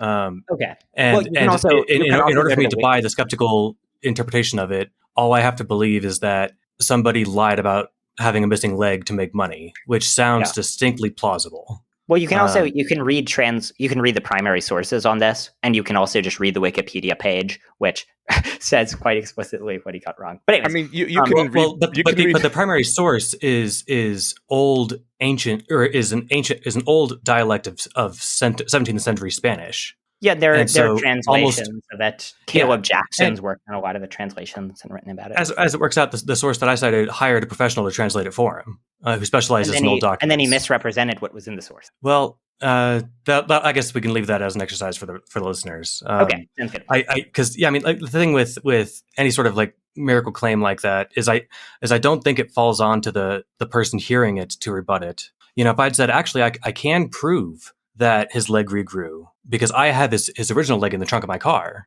Like, it's not on you to say to take any credence with that argument, right? Right. I agree that you should have a low prior in a miracle, and then only if the evidence is really good does it overcome the low prior. I happen to think that the evidence is very good in this case. I think there's just as good evidence for every other god in the world having done miracles, which I'm assuming you dismiss. But I'm more curious as to. No, wait. Just to be clear, I'm not like a Christian, right? I'm a generic theist, so I think that God. Oh, you think all the miracles are true? Well, I don't think all. I think most miracle claims are almost certainly false. But okay. I think that God, God would have to be kind of a dick to like only help out Christians in their time of need, or like Muslims. Like, why? Why would he do that? This actually goes back to something I wanted to talk about. But if you actually want to say something, you're welcome to. But that does tie into a point I wanted to circle back to. Well, I'm curious, real quick. Why did your God regrow the legs 400 years ago, but won't regrow legs nowadays? Well, God's ways. If the answer is God works in mysterious ways. Well, look. So, like, there are lots of things in the world that are kind of mysterious. And just to be clear, I don't know if God doesn't regrow limbs. I think there are more recent cases that I haven't looked into where people have claimed that God regrows limbs, and he didn't do it. He hasn't done it like on videotape in any ways that are too obvious. Really? But that's for a pretty simple reason, which is that one thing that we know is that if God exists, he wants to remain at least minimally hidden. And maybe you think it's very surprising that God remains hidden because you think he would reveal himself. But given that God hasn't revealed himself, we know that if there's a God, he wants to remain hidden. And so if he wants to remain hidden, then it's no mystery why he doesn't like do a miracle where like make a sign in the sky or do something that comprehensively vindicates his existence. If he wanted to remain hidden, why was he regrowing legs 400 years ago? That's pretty good evidence that he didn't want to be hidden back then, at least. Well, I think he has still remained, like, when I say he wants to remain hidden, there are obviously lots of people who believe in God. The idea is he doesn't want there to be absolutely decisive, publicly available evidence. So he doesn't want there to be, say, just a giant sign in the sky. Well, then why did he regrow that guy's leg if he didn't want there to be evidence for his existence? Well, I didn't say he didn't want there to be evidence. I said he doesn't want there to be absolutely decisive, publicly observable evidence. And this is not absolutely decisive, publicly observable evidence. It requires coming to a conclusion about whether you think that the evidence for miracles in the ancient world is good enough. I happen to think it's decisive, but like it's not like it's very different from if God had just like made a sign in the sky that everyone could see saying this world was made by God. Now repent, ye sinners, or something. It's all a silly argument. Stephen, what did you have? Well, you said God would have to be a dick to only heal certain people, and that raises the question of, I mean, it's not clear to me on its face if I said, well, there's a perfect being. If that perfect being, intuitively, I wouldn't think that being sneaky and hidden and subtle is more perfect than being plain and obvious. But setting that maybe, I'm happy to agree. I'll agree that I think, I'm a Bayesian. I think there's evidence in both directions, and you want to come to the conclusion which makes the most sense of the most evidence. And so I'll agree that I agree that the fact that God remains hidden, that the fact that God doesn't reveal himself to every person, that is some evidence against the existence of God. Now, I think that's counterbalanced by a lot of positive evidence, including the fact that, on atheism, it would be surprising. On theism, it would be surprising that God would be hidden to some people. On atheism, it's surprising that so many people come to know God. Like, if all you knew was just like that like the world exists, you'd think it was very unlikely that these bipedal apes would start believing in a timeless, spaceless, immaterial, infinitely powerful creator who's perfect and made all things. And so the fact that people do is evidence. I don't think that's surprising at all. And I just to back up that non-surprise, and then we'll ask this, then answer it, then leave it. Have you ever taken a psychedelic drug or known someone who has? For legal reasons, I can neither confirm nor deny this. Wink, wink, nudge, nudge. Okay. Because I'm happy to say I've met people who have been picked up by angels and taken to the heavens for 15 minutes after hitting DMT. I don't think that that's evidence that they went there. Neither do they. That's just how they describe what happened to them, right? So I don't know if this is going to be. Well, I think it is. It is technically evidence that they were taken to heavens, but it's not good enough evidence to think that they were actually taken to the heavens. But my point is just like the probability. I think it's better evidence that DMT does weird stuff to your head that make them believe in God are higher if there's a God than if there's not a God. All right. And so my next question, maybe this will be not worth covering territory, but it seems to be a big crux of your argument that if we grant as you laid it out that God's perfect, therefore God wants to make lots of happy people. Why are there so many miserable people? If God's so good and cares so much and so good at making good people, why are there so many unhappy people? Yeah. Not just like, people who choose to be unhappy because whatever, they're discontent with their lives, but like, let's just jump straight to the end of Godwin's law and say why the Holocaust. Yeah. So I'm happy to or agree. if we're gonna toss that up to like human free will, you might wonder why God gave people such capacity for free will. Let's say why brain tumors? Why aneurysms? Yeah, so I agree that this is very good evidence against the existence of God. I sort of think that there's lots of different lines of evidence for the existence of God that are good, and there are only a few pieces of evidence against the existence of God. This is by far the best piece of evidence against the existence of God. But I don't think it's hopeless for a theist to explain it. So let me sketch some avenues. One point is just that, look, the world's a complicated place. Theism naturally lends to the prediction that there's an infinitely long afterlife.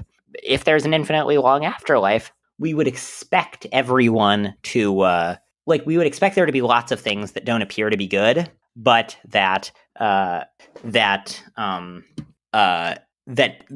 vindicated by some purpose, right? So like imagine you were trying to predict whether some chess move was good, and you say, oh, look, it lost this pawn, it seems really bad. But it turns out you don't actually know the rules of chess, number one, and you don't know, and you only see the first two moves. Right, and so chess will last a while. And let's imagine that's actually a game way more complicated than chess, where there are potentially billions of moves and billions of different pieces that do complicated things. You just wouldn't epistemically be in a position to say it's very unlikely that there's a good reason for this. And similarly, we're not in a position epistemically to say it's very unlikely that that there's a good reason for creating these bad things. So I think we should have some humility about the probability that we're in a position to make these bad things. I also think that that there's something valuable about God being in some broad sense apart from the world, right? So God not being too interventionist in the world, not constantly popping around and helping people out all the time, because it forces us to forge relationships with other people.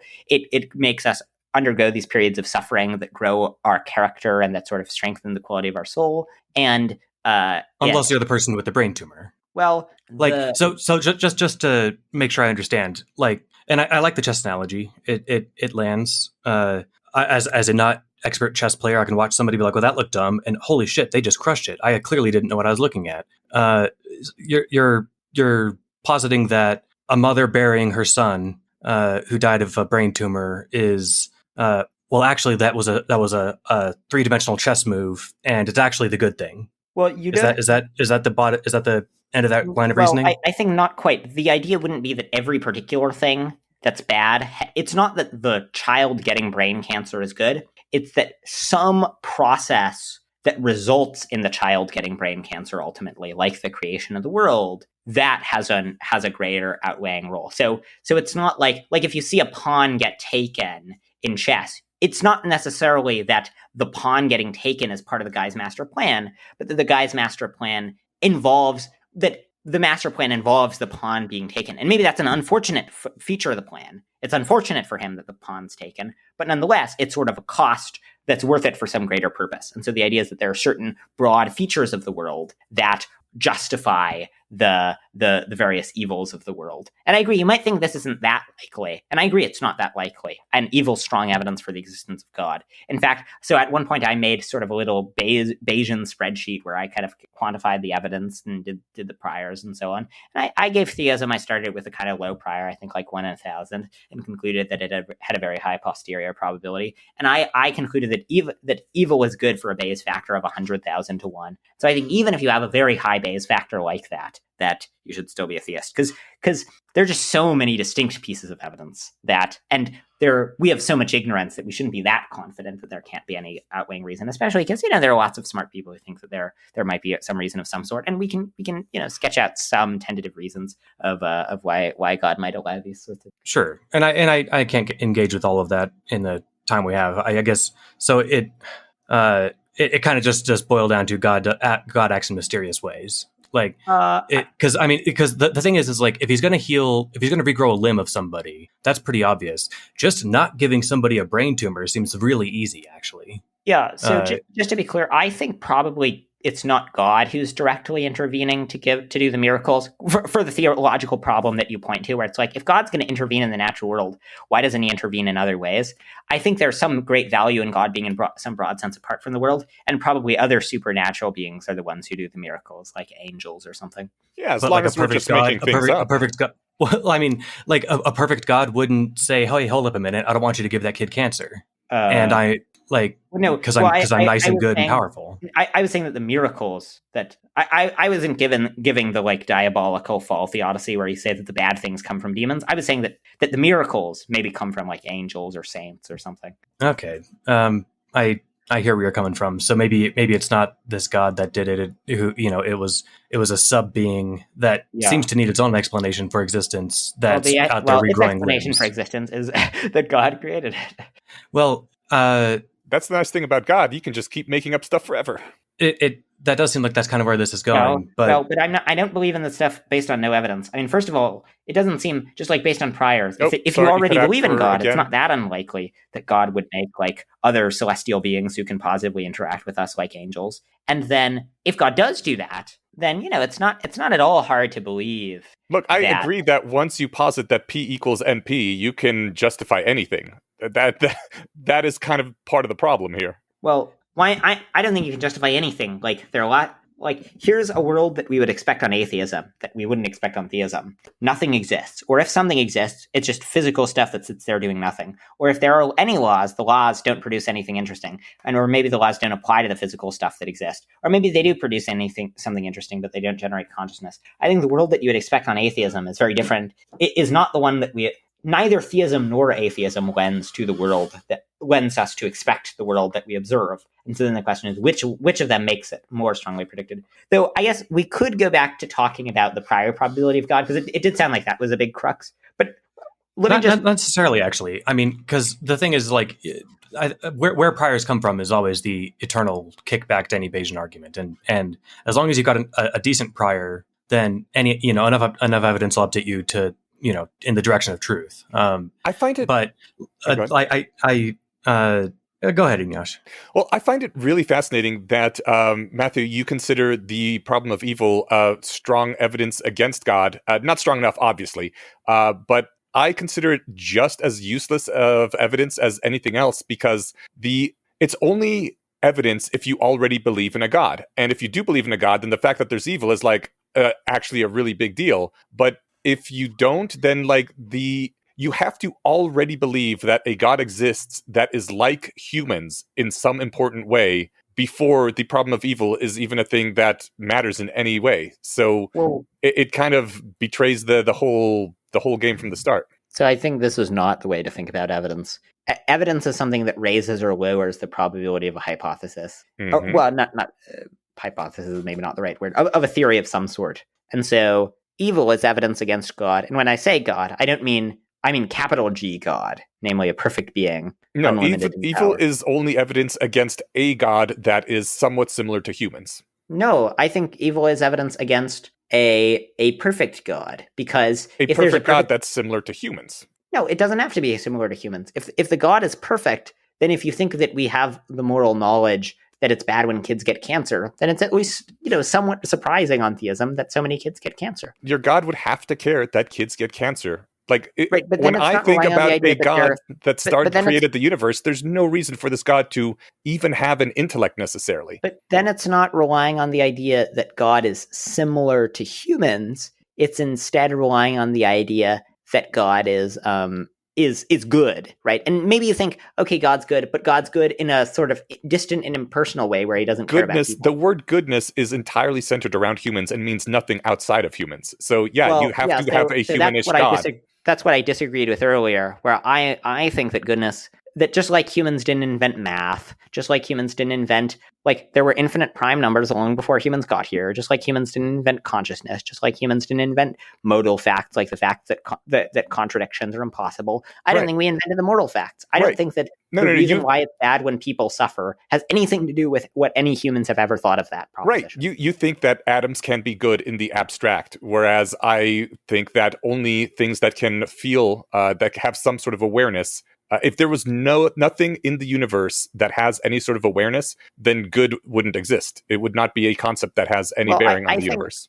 I think that for any particular thing to be good, it has to be conscious, right? I don't think non-conscious things can be good. But I don't think that what makes suffering bad isn't what any human being's moral judgments about suffering are. It's something inherent to the nature of what it's like to suffer. Yeah, what makes suffering bad is that suffering sucks. Okay, and what makes suffering suck? The suffering part of it, or the pain part. But yeah. That's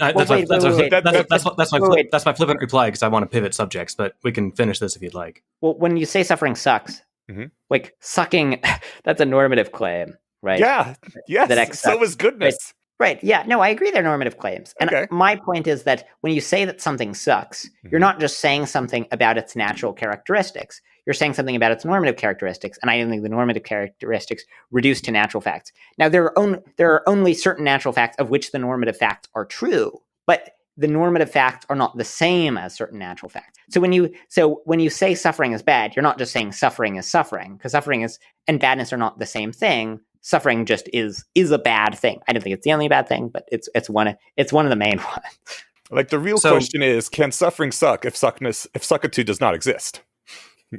That's sort of a flippant joke. Oh, okay. I think I have one kind of last maybe thing you could help me understand from your perspective, and that's how you can prescribe any attributes whatsoever to the first mover here. Mm-hmm. Like, why is the first mover perfect and not merely someone who put the universe in order, like who fine-tuned the knobs, that fiddled with the constants, and great, now things can happen. What's the evidence in favor of the perfect being rather than the impartial one? Okay, so the evidence is severalfold. First, only a perfect being strongly predicts that you'd get that every possible person would exist, right? Because if the being is like indifferent, it's very unlikely it would create every possible person, and so it doesn't predict beth to people. Second of all, I don't know if I don't know if that's self-evident. Like, if all I did was fine-tune the knobs of the universe, and one of those knobs cranked the multiverse number up to infinity, that would necessitate every possible person. There are certainly possible agents that are not perfect that would create every possible person. But my point is that while I think the probability of there being every possible universe conditional on there being a perfect being is higher than conditional on there not being a perfect being. Whoa. I think this is immediately runs into your own SIA argument, because if there are a vast number of possible beings that created the universe, only one of them is perfect, and there's far more that may have created the conditions for beth to numbers of people. So you should actually expect that whoever the creator was most likely was not perfect due to how many possible creators there are. Well, no. There's probably an infinite number of possible creators that are not perfect that would have created the beth to number of universes / people. Like Zeus, who transformed into a swan to fuck somebody.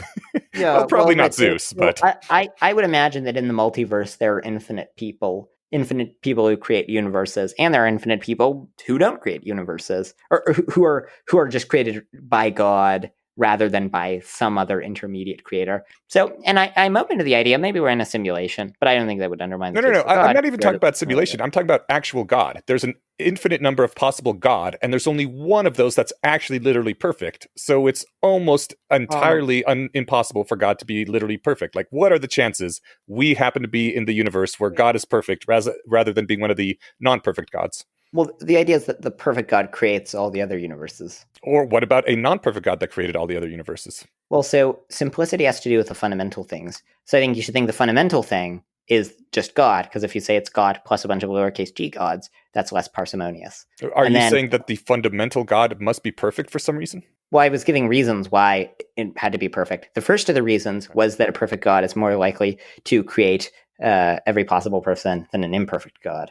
But there are a lot more reasons than just that. Okay. The second reason is that it's more parsimonious because in order to fully describe, so one thing that the rationalism community, I'm very on board with the I'm much less on board with rationalism. But one thing that the rationalists are big on that I'm sort of in agreement with is I think that in order to determine simplicity, you want to look at minimum measure length. So you want to look at how long it would take to fully describe the thing. I think it's very simple to fully describe God. You say there's a thing of unlimited goodness. That's not complicated to describe. I think in terms of, man.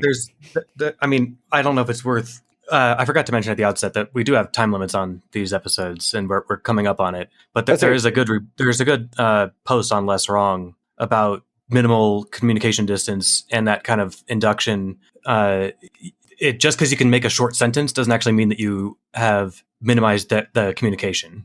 Yeah, I did read that post, and I agree with that. Right, so it's not just enough for it to be short to describe in English. It has to be short to describe in some ideal language. But I think if you think like I do that goodness is fundamental, then your ideal language will get to invoke fundamental entities. Just taking an unlimited amount of a fundamental entity, that's not a very long sentence. And look, in fact, you can think whatever you want, but if you're going to claim that goodness is fundamental, you can't just throw that in there and expect people to be convinced. You have to first make some sort of argument as to why anyone should think that goodness is a fundamental thing that is. Oh yeah, well, I have a bunch of blog posts arguing for that.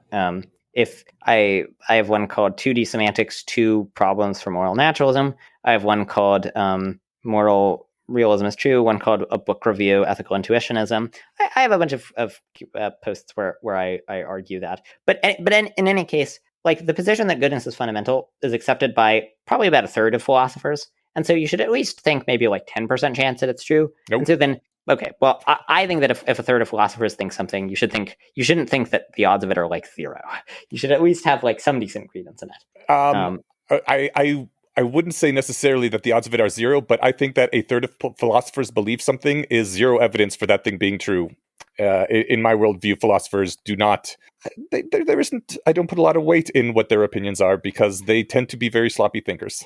I massively disagree, and I think that the position that philosophers are sloppy thinkers. Well, I tend to think philosophers are much better at thinking than non-philosophers, and the people who don't. I think that when people dislike the thinking of philosophers, it tends to be because their thinking is sloppy. Not saying this is true of you, but just like in general, I think the people who have scorn for philosophy, it's because philosophers sort of think in a clear way, and people often don't.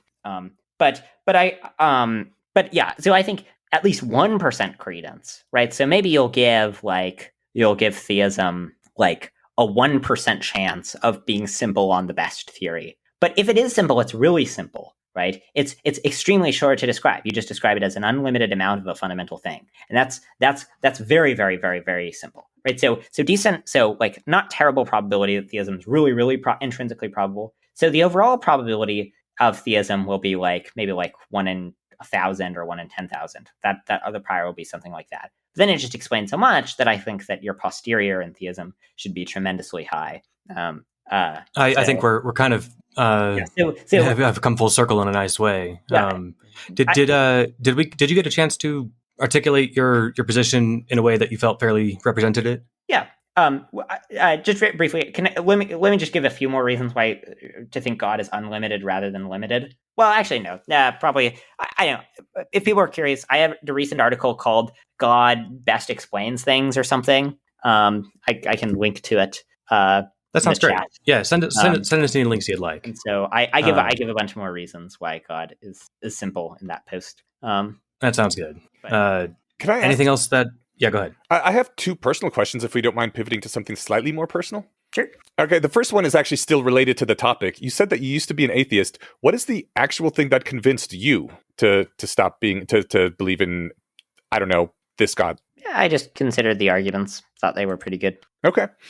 The other one is how I was kind of surprised to see you commenting on our episode. I was like, what? How did this guy even hear about us? How did you get wind that we had addressed your blog post in an episode? I have a friend who's a listener to the podcast. Oh, okay. Well, props to that friend. Yeah. I don't know if, and if you're inclined, skim through. I wouldn't wish listening to the entire backlog on my worst enemy, but we've had some fun conversations. If you're curious to check it out, I had assumed that you got a ping back on your blog, because whenever anyone links to any of our posts on the blog itself, it actually sends me an email saying, "Hey, this was linked to from this source." I haven't listened to very many episodes, but from the ones I've heard, other than the one you did about me, which I got a lot wrong, I thought the rest were, interesting and thought-provoking. And I think I would agree with, I tend to be mostly in agreement with the sort of stereotypical rationalist. I mean, I disagree about a lot. I disagree about enough to, have a lot to argue about at Bay Area after parties. But when I'm in the Bay Area, I don't live there. Yeah. I mean, this is obviously one thing that I disagree about, and I used to be much more of a rationalist. I just finished my second year of college. When I was in high school, I was a big Eliezer Yudikowsky fan, and I've grown much less sympathetic to him over time. Culminating in at the beginning of this year, I wrote a very long post called "Eliezer Yudikowsky is frequently, confidently, egregiously wrong." Surprisingly, Eliezer disagreed with that post. I'm shocked. It'd be weird for him to agree with it. Yeah. But I'm glad you got a chance to, and other than us misrepresenting your argument, I'm glad that we came off okay, and I hope that this gave you a chance to set the record straight, and now everyone has heard the correct version of your argument. So yeah, I think it did. And yeah, I appreciate you all having me on, and I think it's a good thing to do. I think I think most podcasters would not have, if they write a piece, or not write a piece, if they make an episode criticizing an argument, I think most of them would not have the person on who made the argument. So I think kudos to you for doing that, and I think it's a sign. I always love getting the original argument on if you can. Yeah. I appreciate that, but yeah, I mean, intellectual. I mean, I think that's a low bar for our intellectual honesty. Is trying to be as accurate in representing positions as we can. So yeah, I will say, and I was reading back over my original comment that I left on the blog post. And I think the original comment got deleted because there was some weird thing with the website where for long comments it would just eat them. It was strange. And I think the original comment, I was too harsh. But I do get sort of annoyed by it, because I think a lot of rationalists and a lot of people in the spaces that I hang out with, effective altruists, they have a very dismissive attitude towards theism, generally for, I think, very poorly thought out reasons, where they haven't considered the best version of the case for it. It's just that the sort of people in their in-group all reject it, and so then they don't carefully consider the evidence. Well, for what it's worth, and I was brought up a theist, and I believed in it very strongly and argued for it. The primary reason that I believe pretty much every rationalist rejects theism is that there's just no evidence for it. At very least, no convincing evidence. And that was the main reason I was unhappy with the particular post, is that it started out with, "This is the best evidence ever," and then it didn't get it. I think Eliezer speaks frequently about the inferential distance problem, and that is why he had to spend, hundreds of thousands of words and several years posting daily to cross that inferential distance when he was trying to explain his concept that he was going after.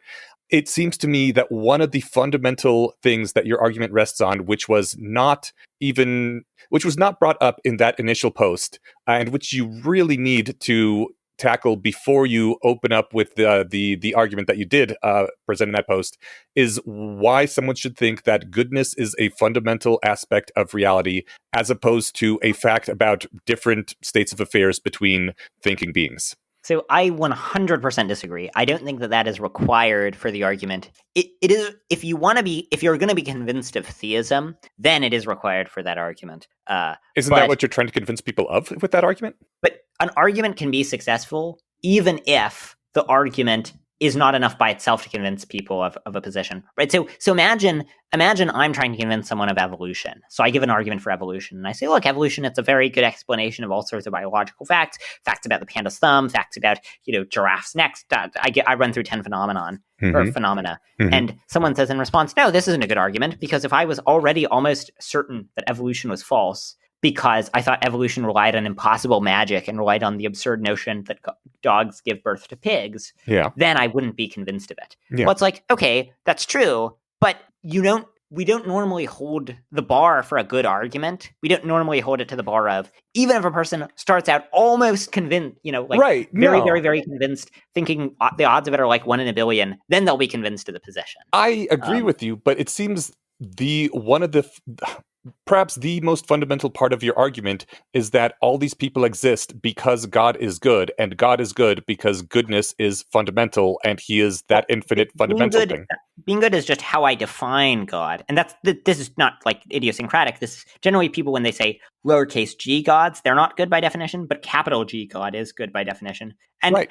I mean, and at the that's your of the argument. post, a lot of people exist because God is good, and that because God is good part needs to be defended as well. Because I don't accept that. I'm arguing that the fact that Beth 2 people exist provides evidence for a capital G God, for a God that is good. And what I say this quite explicitly in the article, that if you're already extremely confident that the argument is I think I say this in the article, maybe I say this somewhere else, that I believe that if, now that I'm looking at the article, I can't find it, but I think I did say it, that the point of the argument is not to convince a person who's already very confident that theism is false. It's to convince a person who is on the fence or thinks that probably theism is true, or like 20% odds that it's true. It's to move that person, right? So if my aim is to move that person, I'm not going to discuss what the prior is of theism. I'm just saying, look, there's this piece of evidence, namely that at least Beth 2 people exist,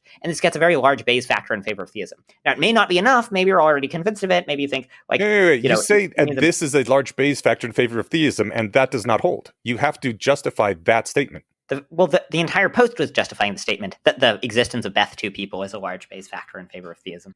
It's only the claim is that it's a large factor in favor of theism because you claim that your God would want there to be Beth 2 people. I have no reason to believe that your God would want that, or that your God even exists. No, the reason to think he exists is that Beth 2 people exist, and the God is the best explanation of it. The reason to think God would want to create Beth 2 people is what I explained in the post, which is that there are arguments for why it's good to create a happy person that appeal to plausible moral intuitions. And if you accept those arguments, then you think it's good to create a happy person. And so then God would be expected to create all conceivable happy people. Now, even if you're not certain of these arguments, even if you think the arguments are probably false, maybe the odds are only 20% conditional on theism of God making every possible person, but the odds are way higher than the odds are conditional on atheism. We will have to agree to disagree because we're running up on time. Okay. I think that's a good spot to end. I do appreciate you spending the time to come and lay out your case here, and we'll let people hear it correctly, and they can make their own judgments. And of course, check out the links in the show notes for further reading. And no problem. Thanks for having me on. You bet. Any last notes anyone wants to hit? Nope. What's the name of your Substack again? Bentham's newsletter or Bentham's Bulldog. If you Google either, you can find it. It's at benthams.substack.com. Excellent. Awesome. We'll have a link to that, and thanks for joining us. All right. Yeah, thanks for having me. Mm-hmm. Bye. Thanks. Bye.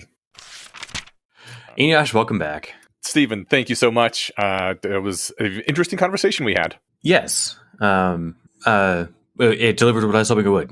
Gave him a chance to explain where he's coming from, and bore fruit that way. So yeah, I have two little follow-ups on the episode that you all just heard it. We recorded it a few days ago, but I have two things to follow up about, if you don't mind. Of course.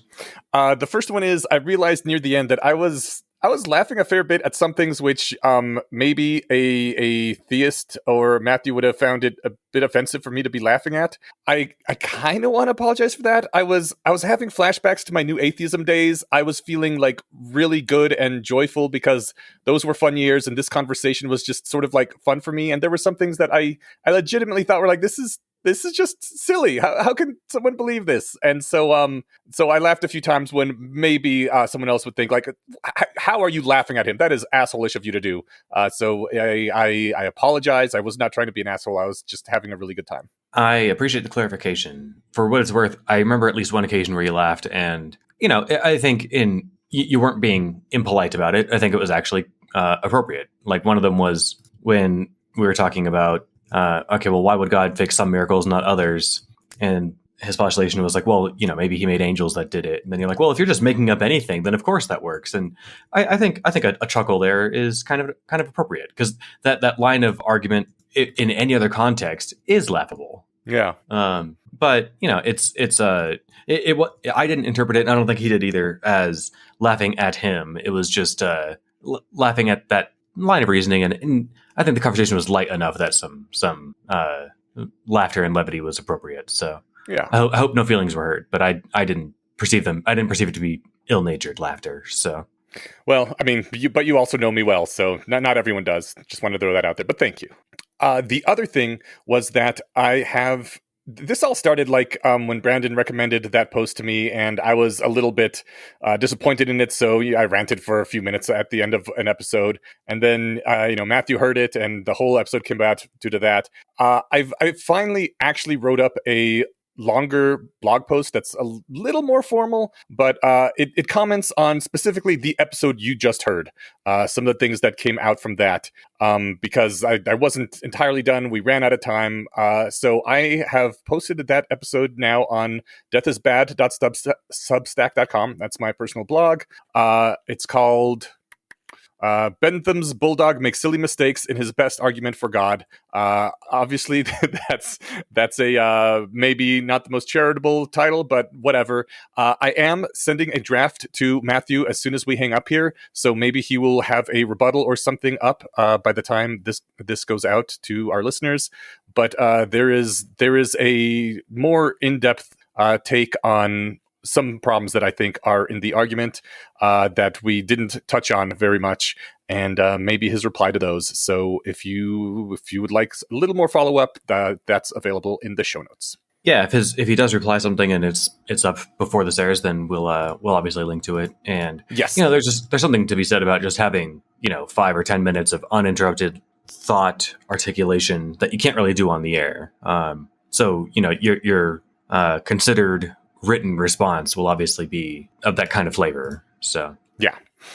So and that's darn good point. Thank you for pointing that out. That if he does have a reply up in time, we will link it and add it to the show notes as well. And if he gets one out a few days later, we'll edit it so people downloading this in the future will get a link to it. Sounds great. All right, cool. Well, shall we move on? Yeah, you had a couple of things here at the top. Feedback section. Oh, yeah. The first tiny piece of feedback is we do technically still have a merch store that's been neglected for a long time. I spruced it up just the tiniest little bit. Now you can get mouse pads too. The coffee mugs look a little better. But yeah, if you want some things with the Basing Conspiracy logo on them, we have a merch store, and you can look at things there if you want them. We've got some cool stickers too. Yeah, my favorites are the stickers. They always go on my laptop. I've got stickers on my laptops. Awesome. Well, thanks for doing that. I appreciate it. Yeah, no problem. I remember, and this was back when we were first getting the thing started, but how hard it was to get like a black background. Mm-hmm. It was just like either it was a white square that then it would fill in the rest black. I'm like, no, man, the circle. Mm-hmm. So I found that maybe they've revamped their system since then, but I found interacting with it a little frustrating. So thanks for dealing with that. I did the best I could. No, I appreciate it. And we've got some feedback here from a name I'm going to let you try and pronounce. Oh dear. Highly Igeko. Jesus, though, I'm sure that's not it.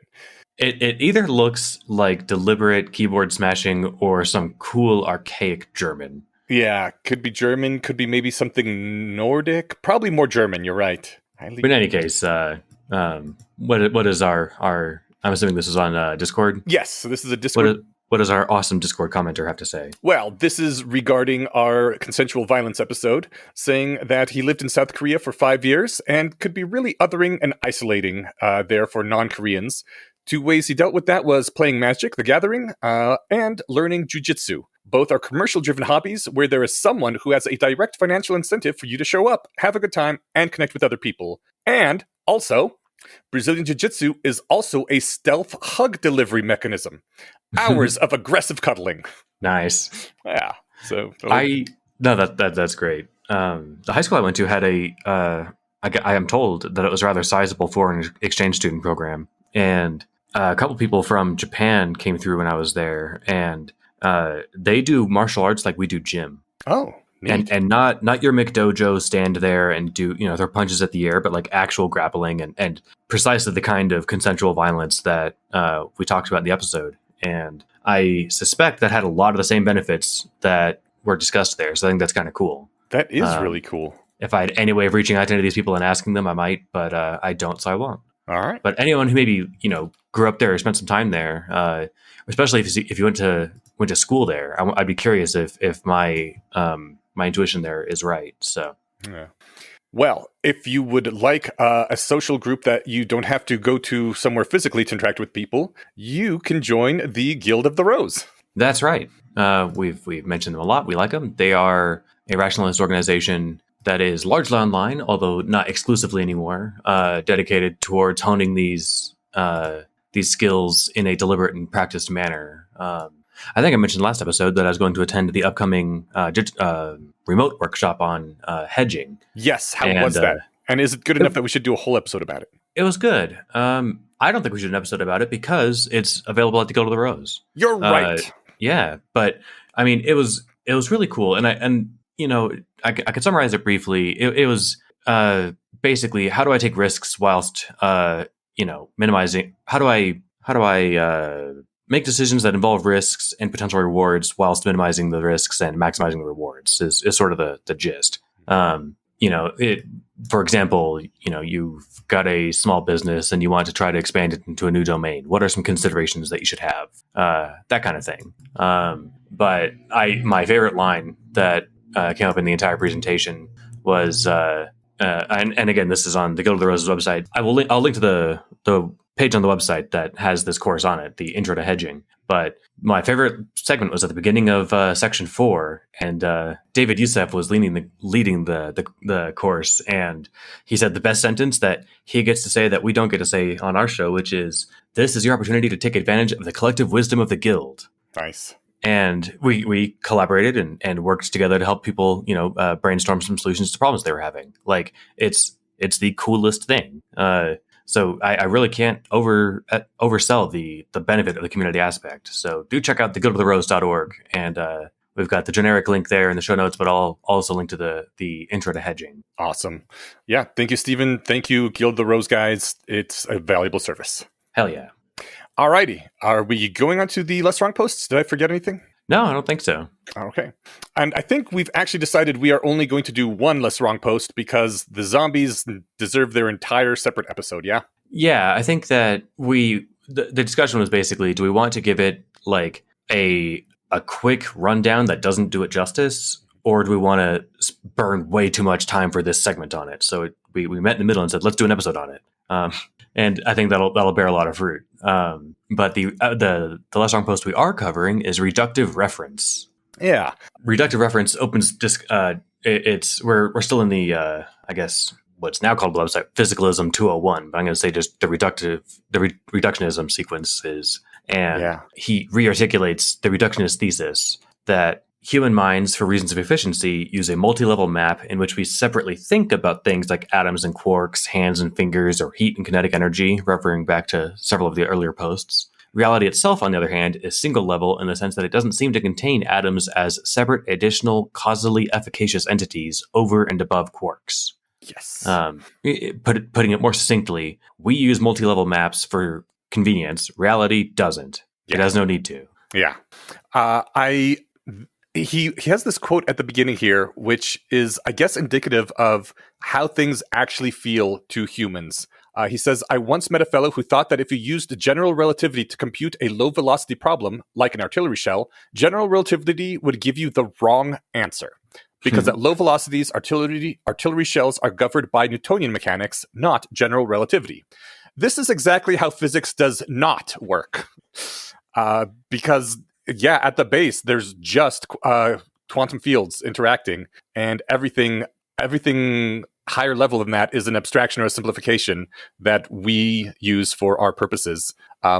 And since general relativity is strictly more rigorous than Newtonian mechanics is, you could never get the wrong answer using it. You could just have to take a lot more computation to get the correct answer, which Newtonian mechanics can give you just as easily. Right, unless you do the math wrong. Yeah. Yeah. And that's what makes me wonder is, and he said he met a fellow, he didn't say, a close friend and I had a long debate. Because, if it was a long discussion, it's like, all right, let's do the math really quick. And I will show you how, general relativity actually gets us closer within more decimal places. Right. And I remember that sentence, and he talks about, yes, like maybe it only makes a difference after decimal place 14. And that doesn't matter because an artillery shell is, a few inches in diameter or something. Yeah. Right? But it will never be less accurate. It's interesting. I can already just, I think, correctly predict that this guy never did the math with both approaches, or if he did it wrong once. Yeah. Right? To be less accurate, the world would have to physically run on two different systems, depending what scale you're at. And of course, it makes you right. And it would be amazing if it did. And to shoot an artillery shell at just the right speed where it met in the middle, what would that even mean, right? Oh, that'd be fantastic.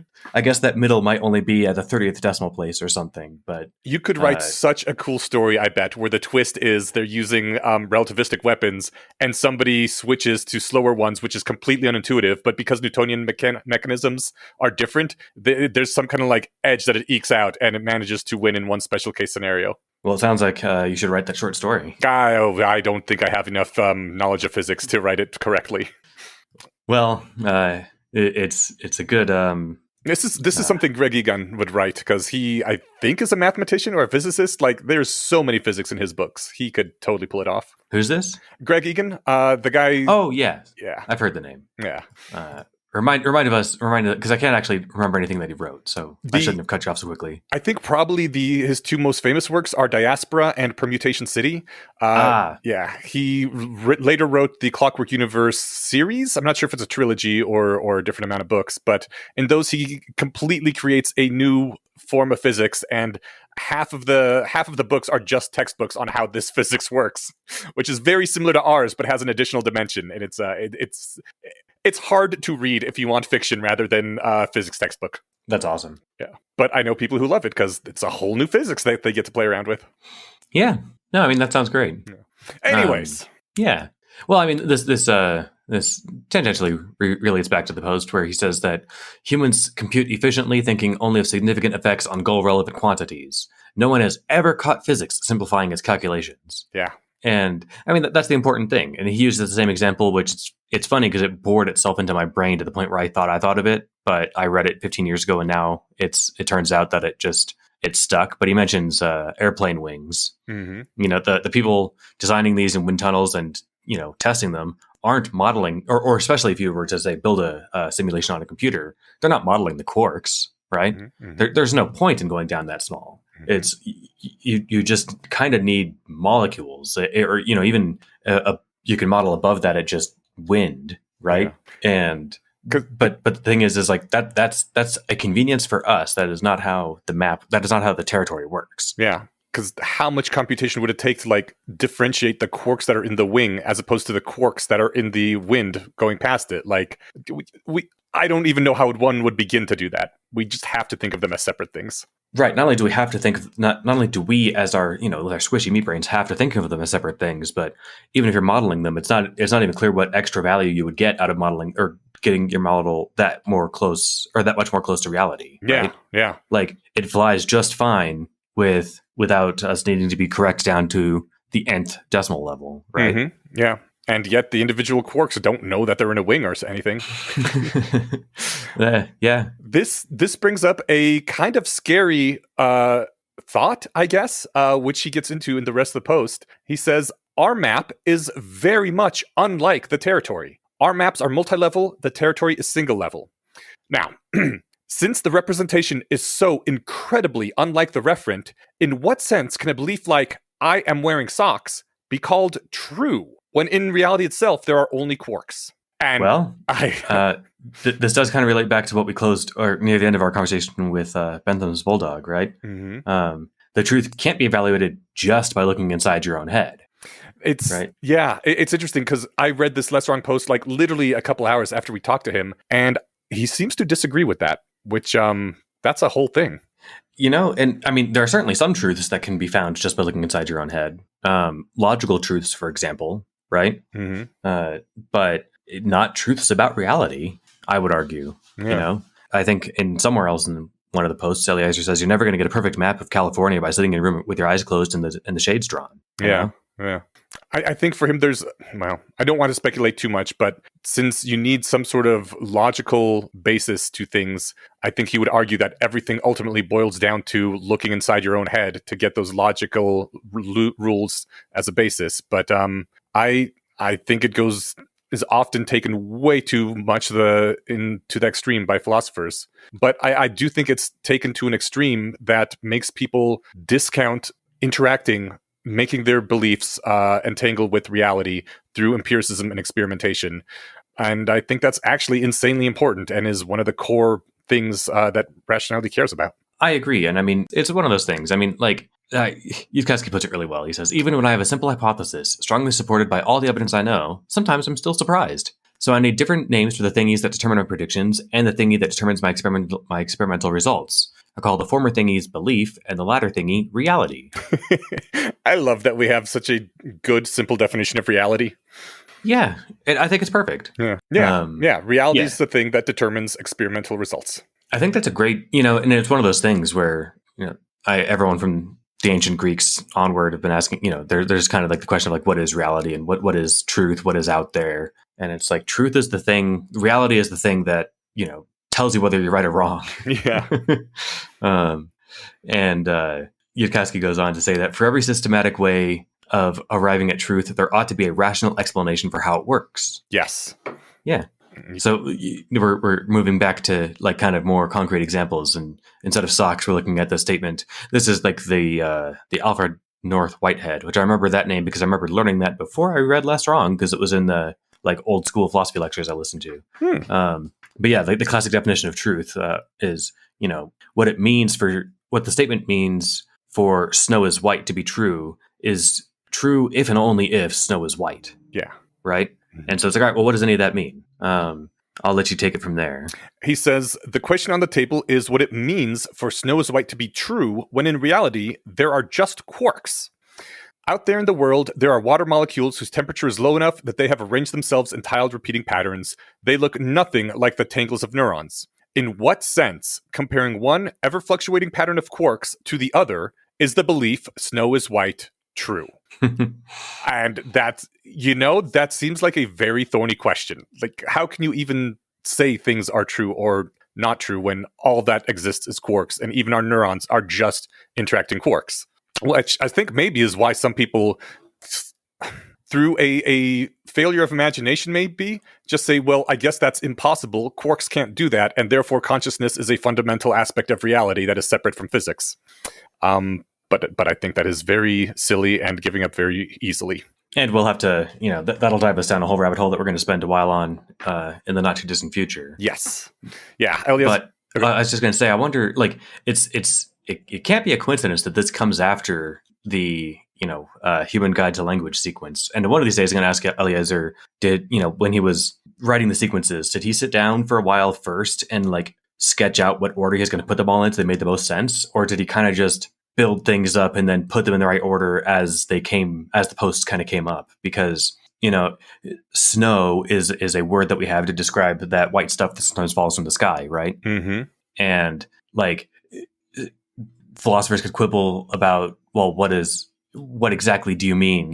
Is it any of the white stuff? Is it really, does really small hail count? Mm-hmm. They've got snow machines that make fake snow. Mm-hmm. What does it mean for snow to be fake if it looks just like regular snow, right? Yeah. So like the thing is like, yes, all of these words have handles and associations and stuff with them, but we've now, we've gone through all of that. We know how humans use words. We know what we can. Words. He's already done all the legwork for that part of all of those objections and those parts of the conversation. Yeah, words point to clusters in thing space. Yeah. And that means that sometimes, I'll look at stuff like a fake snow machine and be like, oh, snow. No, not quite. But it's really close. And, I'm not going to confuse snow with, whatever, tables and chairs, right? So I might confuse it with stuff that looks just like snow. But yeah, so anyway, actually, he goes on to say basically the same thing. I see this white stuff, and it's the same on several occasions, so I hypothesize the stable, latent cause in the environment, and I give it the name snow. Snow is then a promissory note, referring to a believed-in, simple boundary that can be drawn around the unseen causes of my experience. Nice.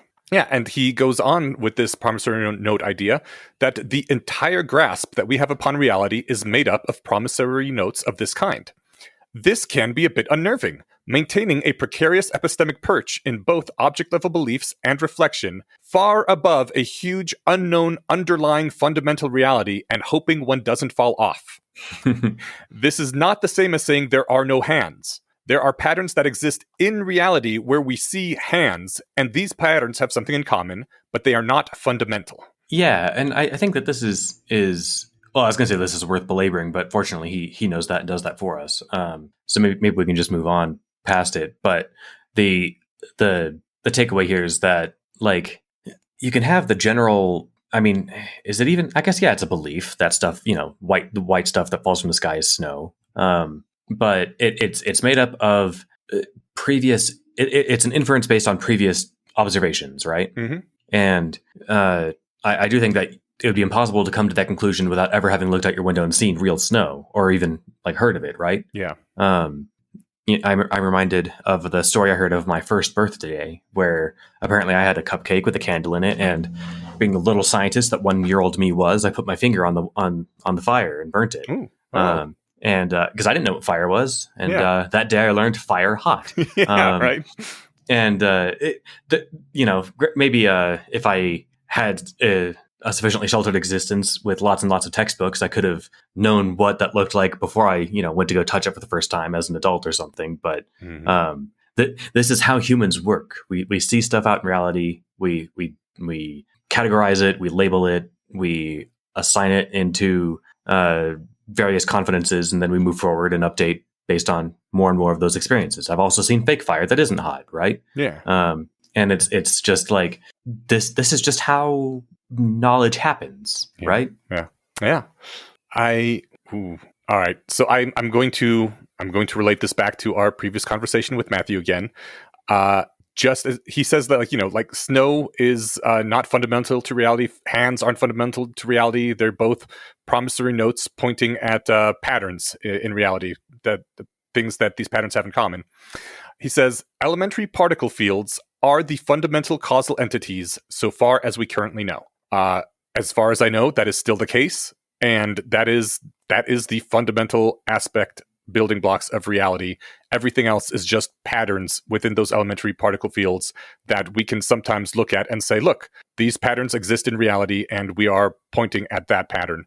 I find it bizarre when people claim that a concept like goodness is a fundamental aspect of reality in the same way that elementary particle fields are. Especially because goodness depends on human values specifically, which implies that humans are a fundamental aspect of existence. I don't know. It's bizarre. All I can say is that, like, I don't understand how one can get to the idea that goodness is a fundamental aspect of reality the same way elementary particle fields are without major amounts of magical thinking. I suspect they have to say that they're a fundamental part of reality in a different way that elementary particle fields are. Okay.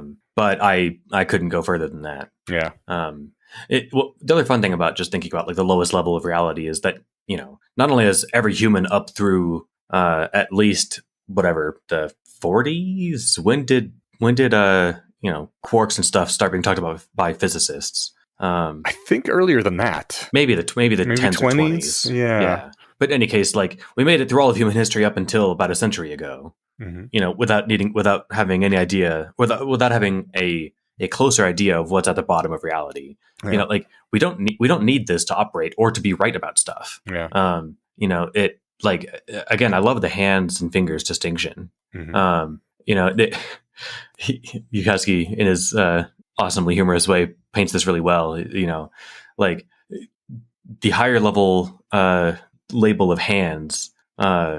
You know, hands in this sort of if you're talking about it in this particular way are kind of an emergent thing of fingers and palms, right? Mm-hmm. But it's like, so then are hands real? Well, if I really had no hands, if reality suddenly transitioned into a state where we would describe as Eliezer has no hands, reality would shortly thereafter correspond to a state where we describe as Eliezer screams as blood jets out of his wrist stumps.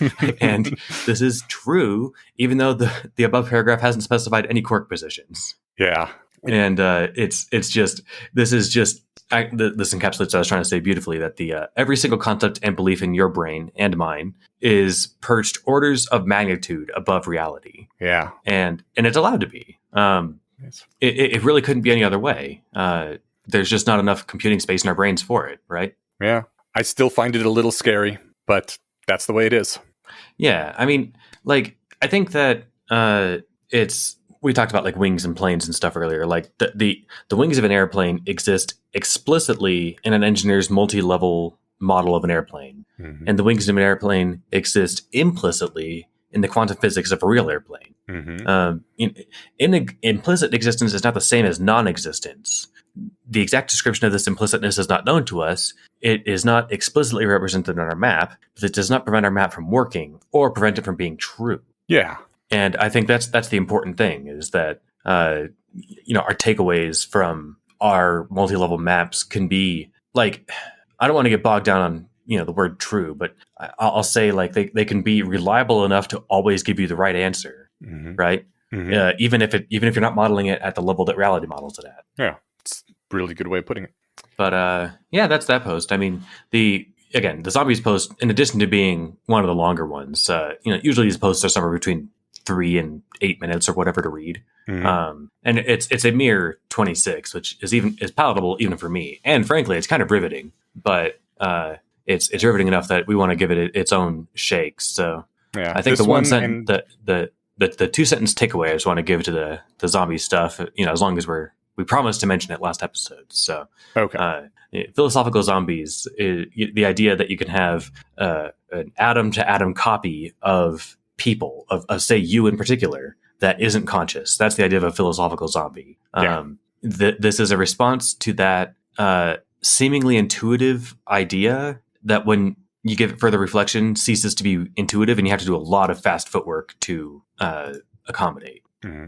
And I mentioned that because this reminded me, and I'm not trying to again, we brought Matthew on to talk with him, and I respect that he took the time to sit with us and articulate everything with us here on the show. But it made me think of in that post, there's a couple sentences I wanted to pull out that before we cover that episode, because that'll be like a month from now. So mm-hmm. He says that when a half-trained rationalists abandon their art and try to believe without evidence just this once, they often build vast edifices of justification, confusing themselves just enough to conceal the magical steps. Yeah. And like this was kind of the entire conversation we had. Was the next sentence in the post was, it can be quite a pain to nail down where the magic occurs. Their structure of argument tends to morph and squirm as you interrogate them. But there's always some step where a tiny probability turns into a large one, where they try to believe without evidence, where they step into the unknown thinking, no one can prove me wrong. Yeah. And I think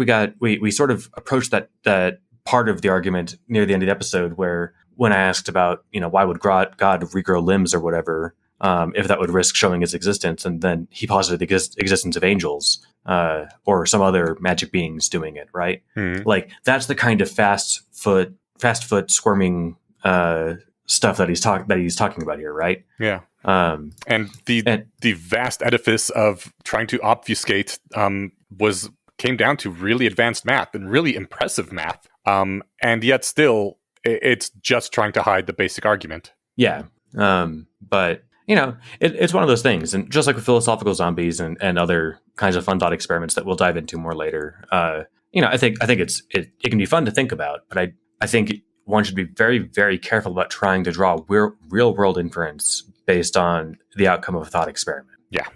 Yep. And the zombies, it's almost its own subsequence in pure word count, but the zombies conversation is a great example of this. So we're going to give that its due time. Yeah, either next episode or the episode after that.